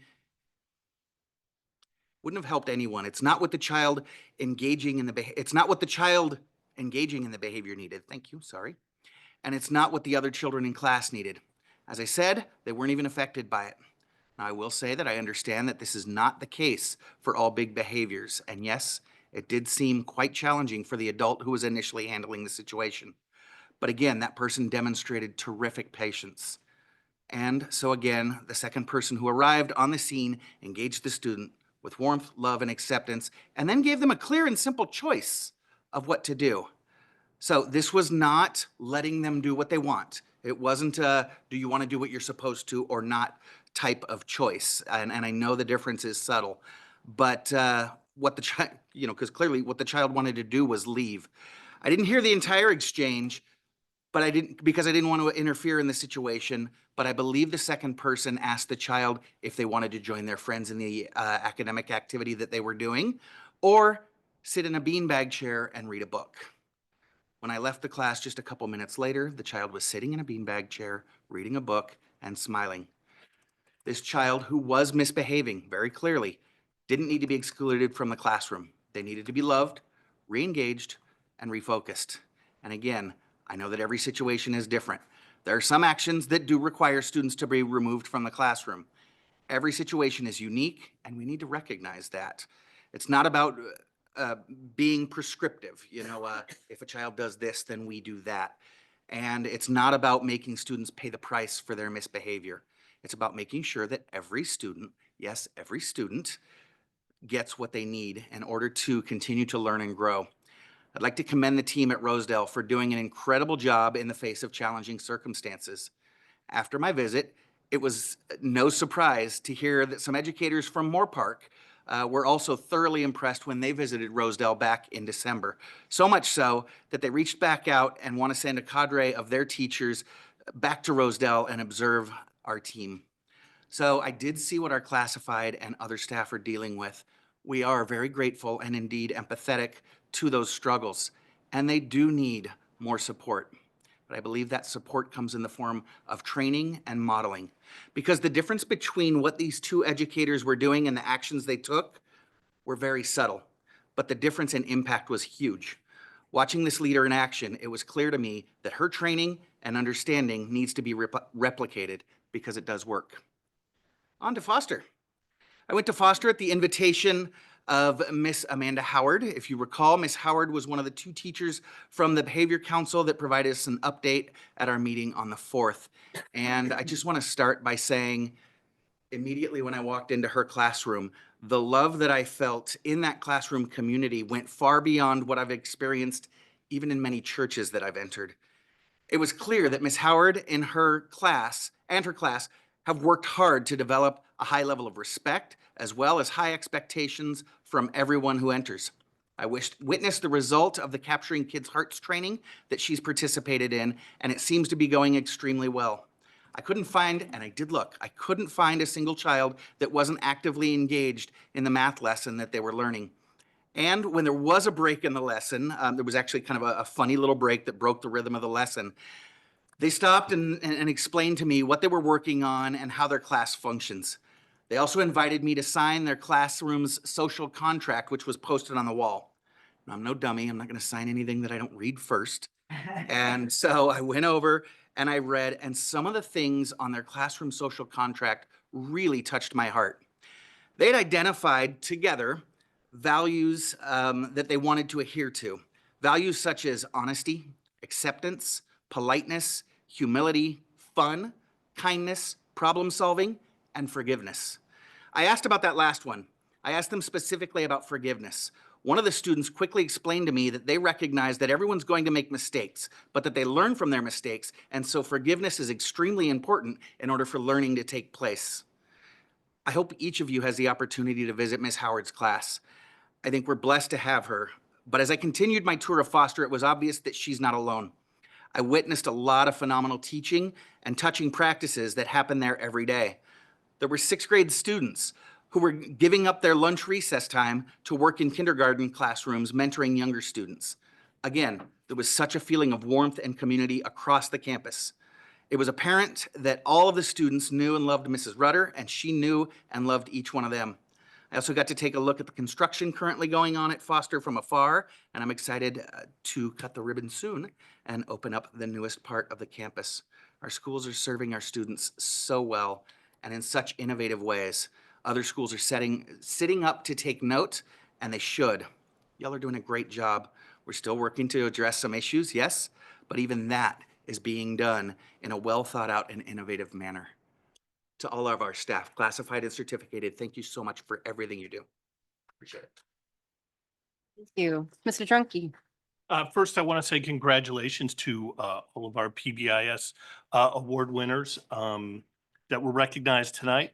And it made me reflect a little bit about our PBIS program and the many, many hours of professional development, time that our teachers have spent, and the implementation over many years that the district has had, and what an important program it has become for us, how well that it is doing, and that implementation, of course, has been recognized at each and every single school site by the California Department of Education over multiple years, and that's something that we should be very proud of, along with being very proud of the students that we recognized tonight. Last week, I attended, was Legislative Action Week. I attended meetings with both the office of our Assembly member and our senator. Of course, the biggest issue is always about budget. And it looks like our governor wants to again try and lower the Prop 98 guarantee, which is the constitutionally mandated minimum amount of the California budget that is spent on education. Something that school boards have to advocate very strongly against, and I think we did a pretty good job of that. I want to say happy 62nd birthday to Cedar Creek Elementary School. I have to say, with Cedar Creek, when I first started and seeing that campus as compared to one of our newer campuses, it makes me reflect how over the last 6 or 7 years, Cedar Creek has changed so much for the better. The campus looks exceptionally well. The enrollment, which used to be declining, has been increasing. And it is a great place to go visit. And I'm so looking forward to more and more of the edible schoolyard programs coming online. I know that recently we announced the LCAP community meetings that are going to be happening over the next, I think, month and a half. For parents that are out there, it is one of the best opportunities that you have to participate in establishing, helping to establish district goals and making comments about programs. Please make those meetings if you can. And that is my report. Thank you. Thank you. Ms. Grease? Yep. I have a handful of things. Behavioral committee. Again, I'm optimistic about kind of what is being discussed, the end result of what should come out of it. I trust the team that is finally being included within the conversation and being able to be forthright in their feedback and what's actually happening within the classroom, both good and bad. So I'm thankful to have them on that team. What's still to me, and I know that I've expressed this to Ms. Garibay, is not receiving an adequate recap. I think I was really clear, and hopefully the rest of the board members were really clear about how and when we should be receiving recaps after the behavioral committee meetings to keep the board members aware of what is being discussed, what's working, what's not working, the consequence list, which I still don't know what that list is, but we hear a lot of, this is the second time that I've heard about it. So I just want to, I guess, in public request, as I've done in private, that we receive a recap after the behavioral committees well before the board meeting so that we can potentially talk about it during our board report. We received the recap of the meeting on the 13th yesterday. And for me, I am a full-time working mom. I probably 60 hours a week with, a student in junior high. I do not have time to read it the night before a board meeting. So I'd like to request, and if I need to send this through email, because it seems like when I ask for things at the dais, I don't get them. So I'm more than happy to request it through email, but I do think we need to set a policy or rule of when we receive those recaps so that we can actually digest it, ask the questions, and be able to talk about it at the board meetings. I'd also like to formally request that we're putting these discussions on the agenda so that the community can participate in those discussions. They can review the deck that hopefully is being presented at these meetings. It just provides more transparency to the public and more clarity. Again, this has been a hot topic for 2 years since I've been here. And I'm grateful that we are finally talking about it, but it's March. And we're meeting once a month, and we're not going to meet in June, July. We're going to meet back in August. And again, it is another year of no action or minimal action. So I ask that there's clear deliverables that come out of each behavioral meeting so that the board understands what are we talking about in these meetings? What's the problem we're trying to solve? Even if it's 10% of that problem, I think we still need to make sure that we have that overview of what is the macro problem and then the micros. So that's what I'm requesting. And if I need to do that in an email, I will, but hopefully it's in the board report for the public to see. So I do have some questions on what we're piloting. So second step, capturing kids' hearts, which I know we used today, and character strong, I think it was. So if there's materials that can be provided to the board on all three on what type of piloting program this looks like, what is it, how much does it cost, who is it going to affect? I think those are the types of details that we deserve on the board because this is such a big topic. So yeah, so I'm formally requesting it here. I will request it in an email again.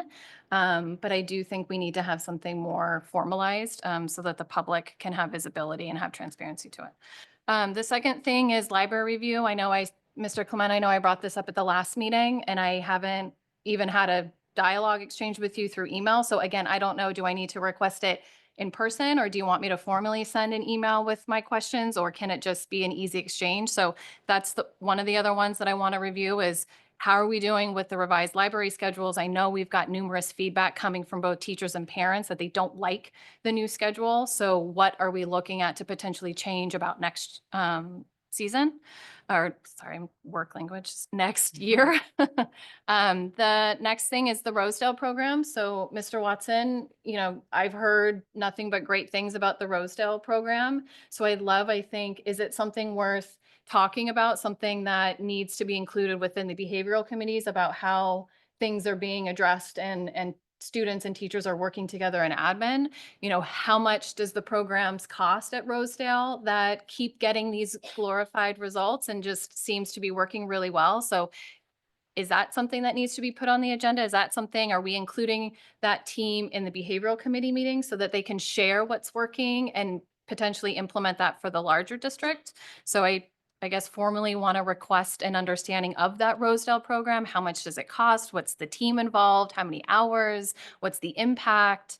And then the fourth thing is, I'm going to screw this up, Miss Valdez, but you mentioned the baccalaureate program. Is that this? Baccalaureate, thank you. Baccalaureate, thank you. So I think, what is this? I believe I heard that it was just for one school. So what does that mean? What's the cost? What's the benefit? Pros, cons? What are we trying to get out of it? Just more information on what that program looks like, I think would be nice to have. And again, in public, but I'll request through email if that's what I have to. And that was it. Thank you. All right, and I just have two quick updates. I wanted to thank Miss Krishna Brill. She welcomed me into her class last week and participated in Read Across America. I got to read the Smart Cookie to her classroom, and that was a lot of fun for me. So thank you to her. And then also I wanted to thank the teachers and the staff over at Highlands for welcoming me to their dual language immersion program. It was great to be on the campus and kind of understand how that program works. We have some pretty amazing teachers. I mean, as a bilingual person myself, being able to do what they do every day and do it both in English and Spanish, it's a big deal. So I was glad to be there and kind of see how that program works. And so anyways, that's all for me. We'll move on to the consent calendar. Do we have any items to remove from the consent calendar? I have one because one was already answered by, item H1. Okay, H1, any others? Okay, so let's go ahead and vote on that one first. So do we have a motion and a second to approve item, where is it? H1, sorry. Can I explain So why moved. though? Yeah, we're gonna. Okay. So moved. I'll say. Thank you. Okay. Okay. So this one was Bowtie Consulting. Mhm. And I know it was brought up earlier today, but my opinion, and I didn't do as much research as the speaker did. And I think based on me being on the board for 2 years, and I think him being a consultant, I don't know, 4 or 5 times, my feedback would be, I don't think that it's as effective as potentially what a consultant could be. I think the previous couple times we haven't finished the meeting the way that it should have been finished based on the agendas that were set. We didn't have, and I get this is trivial, but we didn't have, hookups for the TV to present the slides that were created by the consultant for the board to look at. And I don't think that it's been as efficient as possible. He is really nice, and it's really not about that. It's not about apparently the ties, but it's not efficient in my opinion. And I do think it's worth looking at other options, because I know that we've used him for a really long time, and I think it's about time to look at, again, different options that are more efficient, because we haven't really completed the tasks the last few meetings that he's been a part of. And I hate wasting that money when we're not getting what we're supposed to be getting out of it. So that's the reason for me pulling it off, because I just don't believe in approving it. So. Okay, thank you. We have a motion and a second. All those in favor? Aye. I would like to continue. Oh, I'm this sorry. discussion. I'm sorry. That's okay. So yeah, I get what you're saying. I think Ben's leadership has been at least instrumental in kind of my growth on the board, especially as we were going through a shift in how we evaluate the superintendent over the last couple of years, to the point where I would agree. I think as experienced as our current board is, we don't need as much guidance and support in the area of superintendent evaluation. I do see tremendous value that he brings to the other two components, vision alignment and governance review. And perhaps we can utilize this contract to sort of shift some of the services that he does bring to us as a board, because I know he brings a tremendous amount of experience both in the educational realm, but especially in governance. So I'd be willing to look into maybe shifting how we allocate the funds and some of the things that he focuses on. But I do see the value in the work that he does with us. Yeah, I mean, just to add on, I don't see the value in having a consultant. I'm just concerned the last couple of times we haven't been able to complete what we've needed to complete because of whatever the circumstance was. And to me, it's just not an effective way to spend the dollars. And I don't know if it's the topic, and I don't know what it is, but we've had 2 to 3 different topics that he's been a part of, and it's been the same outcome. So I'm just looking for something a little bit different, one that can guide us in a different way. Not that way is wrong, but it's just a different way to look at it. Okay. So Perhaps, Madam President, we could, as we come up on sessions, with this consultant and anyone else that we hire, maybe take a little bit of time several weeks prior to help establish what our goals are, what our hopes for the outcomes with our meeting are, and that'll help us be more efficient and focus on the things that we, as a board, feel that we need support with. Right. No, I agree. Did you want to comment? Okay. So we had a motion and a second. All's in favor? Aye. Aye. Nay. Motion passes. Moving on to the remainder of the consent calendar. Do we have a motion and a second? Move that we approve the remainder of the consent calendar as is. Second? Second. Oh, thank you. Do we have any comments, any questions? No? Okay, all those in favor? Aye. Aye. Motion passes. Okay, we don't have any presentations today, nothing under education services, or student support services. We'll move on to human resources. This is to approve ratification of a memorandum of understanding between the Saugus Teachers Association and the Saugus Union School District pertaining to universal dismissal. Do we have a motion and a second? So moved. Second. Staff comments? Dr. Stevenson? All right. So this MOU is the end result of a lot of collaboration, right, between the governing board and district and STA and their negotiating team. It is, kind of the process. It was brought up originally by STA spring of last year as something that they were interested in, and making things more equitable was, I think, the original reason behind it. It was too late at that point to really enter into negotiations about it. So we decided to wait until this year. And both STA and us as a district were interested in taking a look at it. We did do a survey with parents back in October, and we're primarily looking at whether or not, we did it with staff and parents, whether or not they were interested in having all the students get out at the same time. It was, staff, about 60% of them agreed with it, and it was about 58% of the parents that completed the survey that agreed with it. Some of the comments that came out of it, though, was a big concern, both from teachers and from parents, about lengthening the TK and K day. So those were in the comments on the survey. Then we had some other things happen. We had a start, stop, and continue activity in which we asked teachers things that we would like them to start and stop and continue. One thing that teachers really wanted was intervention that came across. And in that activity, it was also, some ideas about shortening the K day and definitely concerns about increasing the K day. We also knew that we had these issues with behaviors, especially in TK and K.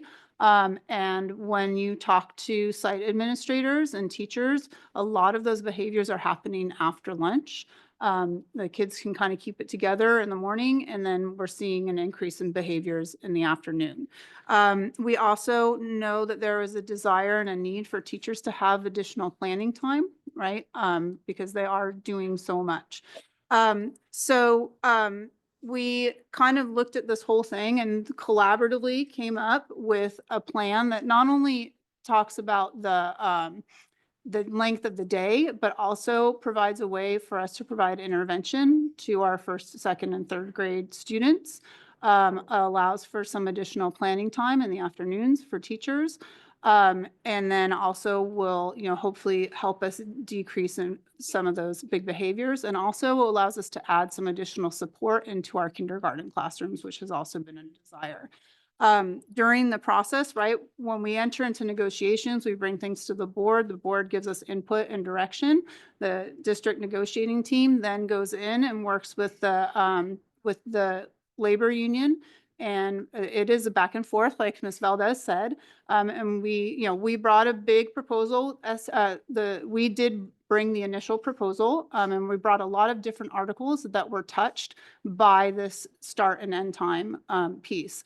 So that included things like how long the day is going to be, not only the instructional day, but the work day, when we're going to have meetings and things like that. So there's a lot in this MOU. We did collaboratively go back and forth. I think it took us about 6 or 7 sessions to really iron everything out and reach an agreement on what everyone felt comfortable and felt would be a good solution. And so, when you're in the negotiation process, once you hand something across the table, you can't take it back, right? That would be regressive bargaining. But we do work very collaboratively, I struggle with that word all the time, with the bargaining unit. And, you know, we did pass things back and forth. Obviously, we can't make things public unless it has been an official proposal. That would be against the rules of negotiations, which is why we can't send things out as we're in the middle of negotiations until we've really reached an agreement, which is why once we have reached an tentative agreement, then it's okay to share. So that was kind of our process. Thank you. Thank Board you have so any much comments, for questions? sharing on the process, Dr. Stevenson. I really appreciate that. And I think hearing from the parents tonight, it was clarity on that process that was missing. And I just want to clarify what I heard you say, or what I think I heard you say, is when we initially reached out to survey parents and staff on universal dismissal, that was the idea that we were looking at, is dismissing all of our students at the same time. As a result, after that survey, the back and forth led to this kind of solution, or I guess. Yeah, I understand what you're saying. Correct. Yeah, but we also had other data points than just that survey, right? So we were looking at the start, stop, and continue. We were looking at things that we're hearing from Meet and Confer. So, you know, because we also meet with our bargaining units to, you know, discuss and about different items. So there's many different data points that we took into consideration to come up with this. So then when those new ideas pop up, it's sort of bargaining in bad faith to then go back to the community and sort of debate these issues publicly? Correct. Okay. So I appreciate, again, the clarity. This is going to have an impact on all of our families. For the parents of many of our TK and kindergarten students, childcare becomes a more present issue with the earlier dismissal for them. I know that all learners are different and unique, but I personally, as an individual and as an educator, tend to favor a half-day program for our 4 and 5-year-olds. The research is sort of inconclusive. The research clearly shows that academic gains are perceived, but they tend to be short-lived, right? The kids that go to a full-day kindergarten tend to do better in 1st and 2nd and 3rd grade, but those gains aren't sustained long-term, right? The kids that go to half-day kindergarten catch up to them, like we heard in, you know, Dr. Hawkins' case and Linda's case. And so for that reason, I think it's more developmentally appropriate for kids to have a half-day kindergarten, but it's been a long time since my kids were in kindergarten. So that can be debated. What I was concerned about is that this was not primarily a pedagogical discussion about what is best for children. So I was glad to hear this evening to hear Mrs. Valdez indicate that it was considered closely by the STA constituency. I also know that this idea of universal dismissal, and we've discussed it at great length, and I know the rest of the staff has, is going to have a huge impact on traffic around our schools, and our parents and are very concerned about that. Our neighbors should be very concerned about that. Some of them obviously more than others, depending on how the school's situated within their community. I think it's gonna be an issue that the district will need to work closely and deliberately with each individual school site. So we should have data on the traffic already, because I know we see it every Wednesday. So I certainly hope that the district is already prepared to start working on it proactively to make sure that each school site has a unique and efficient process for dismissal. We will be a do the very best we can. Okay, thank But you. people can drive their cars to get their kids, so that's hard. Yes, and it should be pointed out that most of our schools were built in a place and a time designed for when kids walk to school. And kids don't walk to school anymore. So it's tough to then pick up a school and move it somewhere much more traffic friendly. Right. So but we do need to have the most efficient plan possible in place for when we start this. Thank you. Thank you. Mr. Drunky? Yeah, just to follow up on that, I think, you know, just about every school site, we hear about various traffic issues, and it's something that we've worked tirelessly to try and mitigate as much as possible. But with respect to this, first, I just want to say a huge thank you to both of the negotiating teams for STA and for the district. You know, something like universal dismissal, when you just throw that phrase out there, it sounds relatively simple, but when you get down into the weeds of it, it affects a lot of different things. The discussion around universal dismissal evolved greatly over time as the negotiations progressed. And I know a lot of time was spent on that, which is again why a great thanks to both of the negotiating teams for working so collaboratively to look at all of these issues and consider everything as carefully as possible. I wish that every decision we made at a board was accepted uh, happily by all of our educational partners, but there are times when there may be a group of parents or a group of teachers or a group of other employees that might be happy about parts of a decision or not so happy about parts of a decision. At the end of the day, we have to do what's in the best interests of the organization as a whole and what's in the best interest for our students. I also very much absolutely respect the right of the teachers to organize and to bargain for this subject matter. Obviously they were a part of every part of this decision and the proposal that is now before us to vote on. So that's it for me. Ms. Grease? Yeah.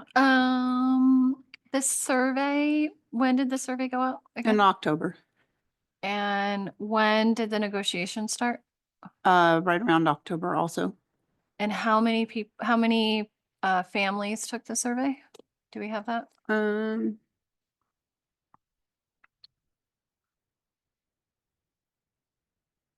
Yes. There was 1,898 were in favor and 1,358 were not in favor of it. So 2,000, what is that, less than half? So no, that's over 3,000. Less than half? I'm just asking, less than half of the population that could vote.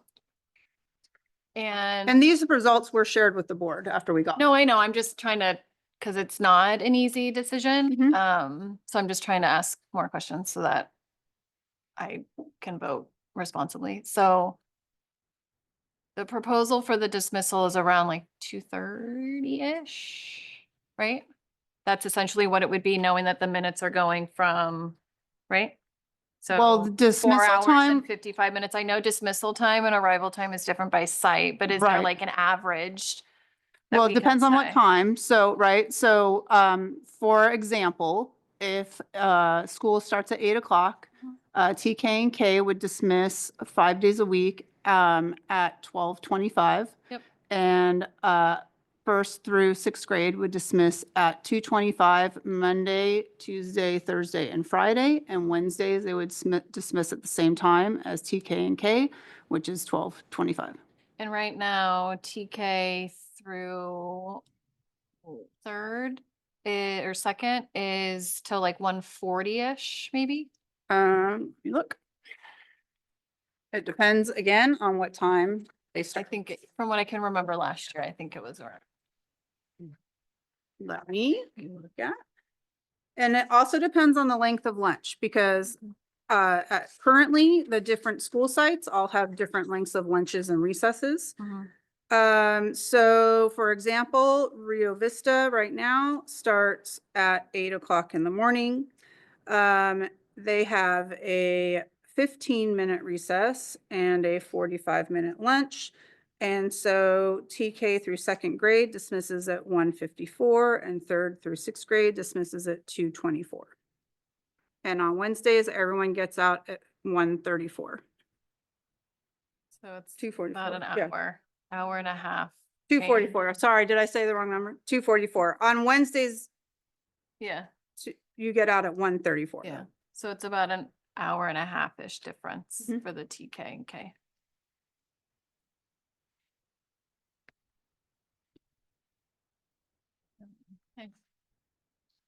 I just have a couple questions. What about like the total minutes, right? So what are the total minutes required and what are we getting at? Sorry. No, you're fine. I know have it's it. in your binders All right. somewhere. So the total number of instructional minutes required for kindergarten and TK annually is 36,000. And when we have 180 school days, that means that they have to be in school for 200 minutes per day. Right? The minimum you could do is 180, but then some of the other days would have to be longer. So what we did is all of our TK and K are going to school instructional minutes, 200 minutes per day. They're meeting the 36,000. For grades 1 through 3, the requirement is 50,400 minutes annually. And for grades 4 through 8, the requirement is 54,000. Since first grade's going the same length as the upper grades, you can't do less for the upper grades. So they are going to school for 54,000 minutes, which is the required instructional minutes. But by day, it's different because they're getting out early on Wednesdays, so they have to teach a longer day on Monday, bank the Tuesday, time. Thursday, Friday, in order to make those minutes. What about, because I think one of the biggest concerns is for working parents, and I understand because I'm a working parent Sure. myself. So is there anything that we're doing to help support, since the kids are going to be leaving earlier now, at least the younger kids, is there anything in the works for that? So yeah, so we're working on a plan right now for CDP. Our plan at this point in time is to hire additional people, right? But to have a 2-tier program where TK and K students can come to CDP just until the upper grade the other dismissal, right? So from 12:25 to 2:30, if it's like if it's an 8 o'clock start time. So they would have that option, or they would also have the option, of course, to stay the full day, just, till 6 o'clock, like the other CDP students do also. With their peers, or their right. siblings, excuse me. Right. So they could just have childcare and then get picked up with their older siblings or have the longer day. So we're working on that plan and a fee base and stuff like that. And then we're also talking about how we're going to be able to staff that also. So Great. we're And I looking think at different- Mrs. Mann would want us to add that we have a great CDP program. Yes, we do. We absolutely do. Yeah. Actually, my kids have participated in the the culinary things. It's Mhm. fantastic. So thank you. Right.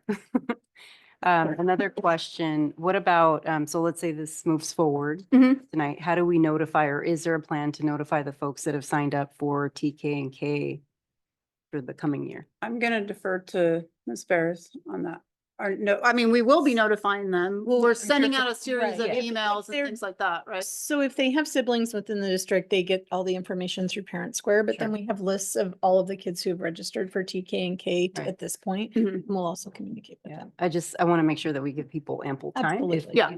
Whatever, depending on how things go. Absolutely. And the information when they go to register will also be changed once the vote is taken. Are we concerned at all that potentially parents will unenroll TK and K if it goes to the half day?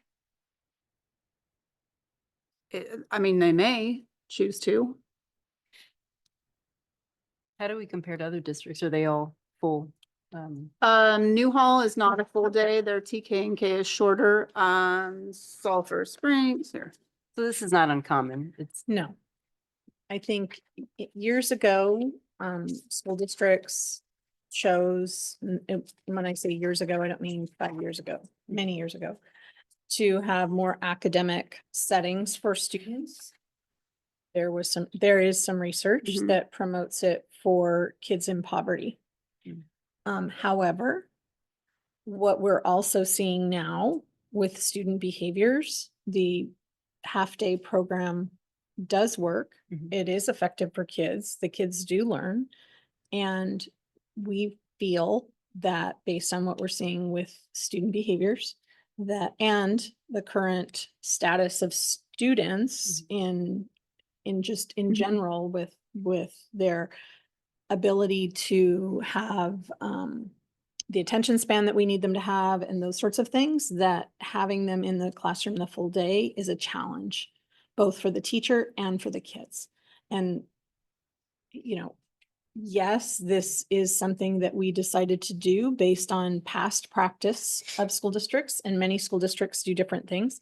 The law does require that whatever kindergarten day we have is the same for TK. And so when we're looking at 3.5-year-olds starting school in the fall, that was another concern that we have. So we made the change. But I will say that my actually being in those classrooms, and I was in those classrooms from the middle of the year to now, which is very different than the beginning of the year. It was by lunchtime, they are done. They are tired. They are tired of each other. They are tired of the process. And so what ends up happening is there's lots of brain breaks and things like that teachers are trained to do. But they also create other challenges. And so we just felt like, behavior is something that we're dealing with. Behavior is something that, while it is nationwide and it is valley-wide and it is in every school district, we have done bold changes. And this was something, as you know, that when we talked about it with the board also felt was a bold change, and willing to take the opportunity. Right. And so, Dr. Stevenson, you were going to update us on other districts. So it's hard because they all have different like numbers of minimum days and shortened days and things like that. So it's hard to really compare, and they all have different instructional minutes. So, but Newhall, TK and K, they have 49,000 annual instructional minutes currently, which is well, I don't know. It's hard to explain. Hard to compare. Yeah, because currently our TK and K students have 51,552 minutes. Newhall is 49,000, Sulphur is 55,620, Castaic is 54,416, right? So they're kind of all over the place. Sulphur and Castaic both have TK through 6th grade, all going the same number of minutes. Newhall has their TK and K going their 7,000 minutes less per year than 1st through 6th grade. I know that didn't exactly answer your question about the day, but that's yeah. I think it's really hard to be identical to the different school districts. They have different needs, they have different desires, they have different community projects. But I think when I have spoken with some of them, they're very interested to see where we're going to go with this and how it's going to work. And I think many of them who have been leading those districts have seen the value of a half-day program, but it's being bold enough to be the first in this area to do it. And so I really appreciate the board for doing the negotiations and for the union in working through this process. I think change is always difficult, but I do think it meets more boxes. It is not a financial savings piece. It is truly something that is in the best interest of kids, in the best interest of teachers and their workday, making sure that they have planning, making sure that they can do the things that they need to do in order to make the time that we're in the school the very best that it can be. So it doesn't save us dollars or anything like that. And that's where we are. Dr. Stevenson, can you walk us through, I know you did already, but just a refresher, how do we repurpose the teachers, right, that are working a shorter day? So our TK and K teachers will be providing there's two things. They'll be providing intervention in 1st, 2nd, and sometimes 3rd grade classes, targeted reading intervention for our struggling students. And then also helping to cover other classes for IEPs or SST or 504 meetings that are scheduled so that we can hold them earlier in the day. So that teachers aren't staying 2-3 hours after school. So that's the intent. Okay. Thank you. I don't know. I mean, I see the benefit. I see the pros and the cons. What I don't like, and I think it was just a series of events, is the non-transparency. I wish the survey would have been the language wouldn't have been universal dismissal. I wish it would have been universal dismissal for these grades and an early dismissal for those grades. I don't know how that could have worked. I don't like that the parents feel that they didn't know until today. I don't know how you could have presented it differently or communicated it differently in a way that they don't currently feel like they're just being. Well, when we did that survey, we hadn't started the negotiating process, right? I had been asked, right, by the board to get information, and that was brought back and shared with everybody. And then we went through the process and began negotiations. And then we were not originally thinking about having the shorter TK and K class when that survey went out. So things evolved and we entered into negotiations. I did bring several different options for day lengths, right? And we discussed it with the board. And this is the process that we went through. And this is what the input and the direction we got from the board. And then we went forward with it. Yeah. I know the behind, but you guys can, I just want to make sure you guys can see how Absolutely. it could be, how it is being perceived Absolutely. by the community. I just want to yeah. make sure that we're acknowledging. I think we have acknowledged it. I think we've acknowledged it when we've gotten the emails from people. It's challenging because it is a negotiations process, right? So somebody said to me, well, you took a vote before you locked the doors and what you did. And that was great. And we did that. But the negotiations process doesn't allow us to do that back and forth the same way with the community. And it doesn't mean that we care less about what parents say or that we care more about the teachers. We care about all of it. And I think through that process, we were as transparent as we're allowed to be while still negotiating in good faith with our labor partners. And that's the challenge. Yeah, and maybe as the board, like we need to be better at asking maybe better questions behind the scenes of, could this then be perceived as something in the community? Does this then bring up the conversation of a different dismissal time? Like all of the things, like if we move to early dismissal, what then happens to those parents that can't pick up their kids and they've got to go to CDP? Like, what is that cost? What does that mean? I think maybe there's just additional questions that we need to be asking that we're not, so that we understand the full scope of a program change and not just universal dismissal. And I did want to mention, because I know obviously we heard from a couple of parents who, maybe are not supportive of the program, but we did receive some communication from parents who were actually in support of, and who, have kids at the same school, different grades, and it's challenging for them to have to do the 2 different pickups. So this is actually going to make their life a little easier. So those folks weren't here to speak on the topic, but I did want to acknowledge that there were some folks that did, email us and tell us that they were supportive of this. Okay, any other comments, questions? No? Okay, we had a motion and a second. So all those in favor? Aye. Aye. Opposed? No. Motion passes. Okay, moving on to business services. Receive Measure EE Citizens Oversight Committee Annual Report 2324. Mr. Heinlein? I'm sorry, motion and a second? So moved. Oh, I'm sorry, there's no motion and a second. It's just a We're just receive and file. I think Yeah, sorry. With A, we just received. With Receive B, and we file. approved. Yes, that's right. So we don't. Well, thank you for those questions because that allowed me to bring in Julia Pippin. She's the chairperson for the Citizens Oversight Committee for our Measure EE bond. And tonight she's going to just read a little bit about the committee's annual report. Hi, can everyone hear me? Yes, we can. Okay, great. I'm Julia Pippin, the chairperson for the Saugus Union School District Measure EE Citizens Oversight Committee, and I'm here this evening to share the Measure EE Citizens Oversight Committee annual report. The COC has approved and adopted this annual report in accordance with the law. The purpose of this report is to inform the public regarding expenditures of proceeds of the Measure EE general obligation bonds for the period of July 1st, 2023 through June 30th, 2024. I would like to call your attention to this report. On page 1, you will find the background regarding Measure EE and the COC committee roster of membership and officers as prescribed by law.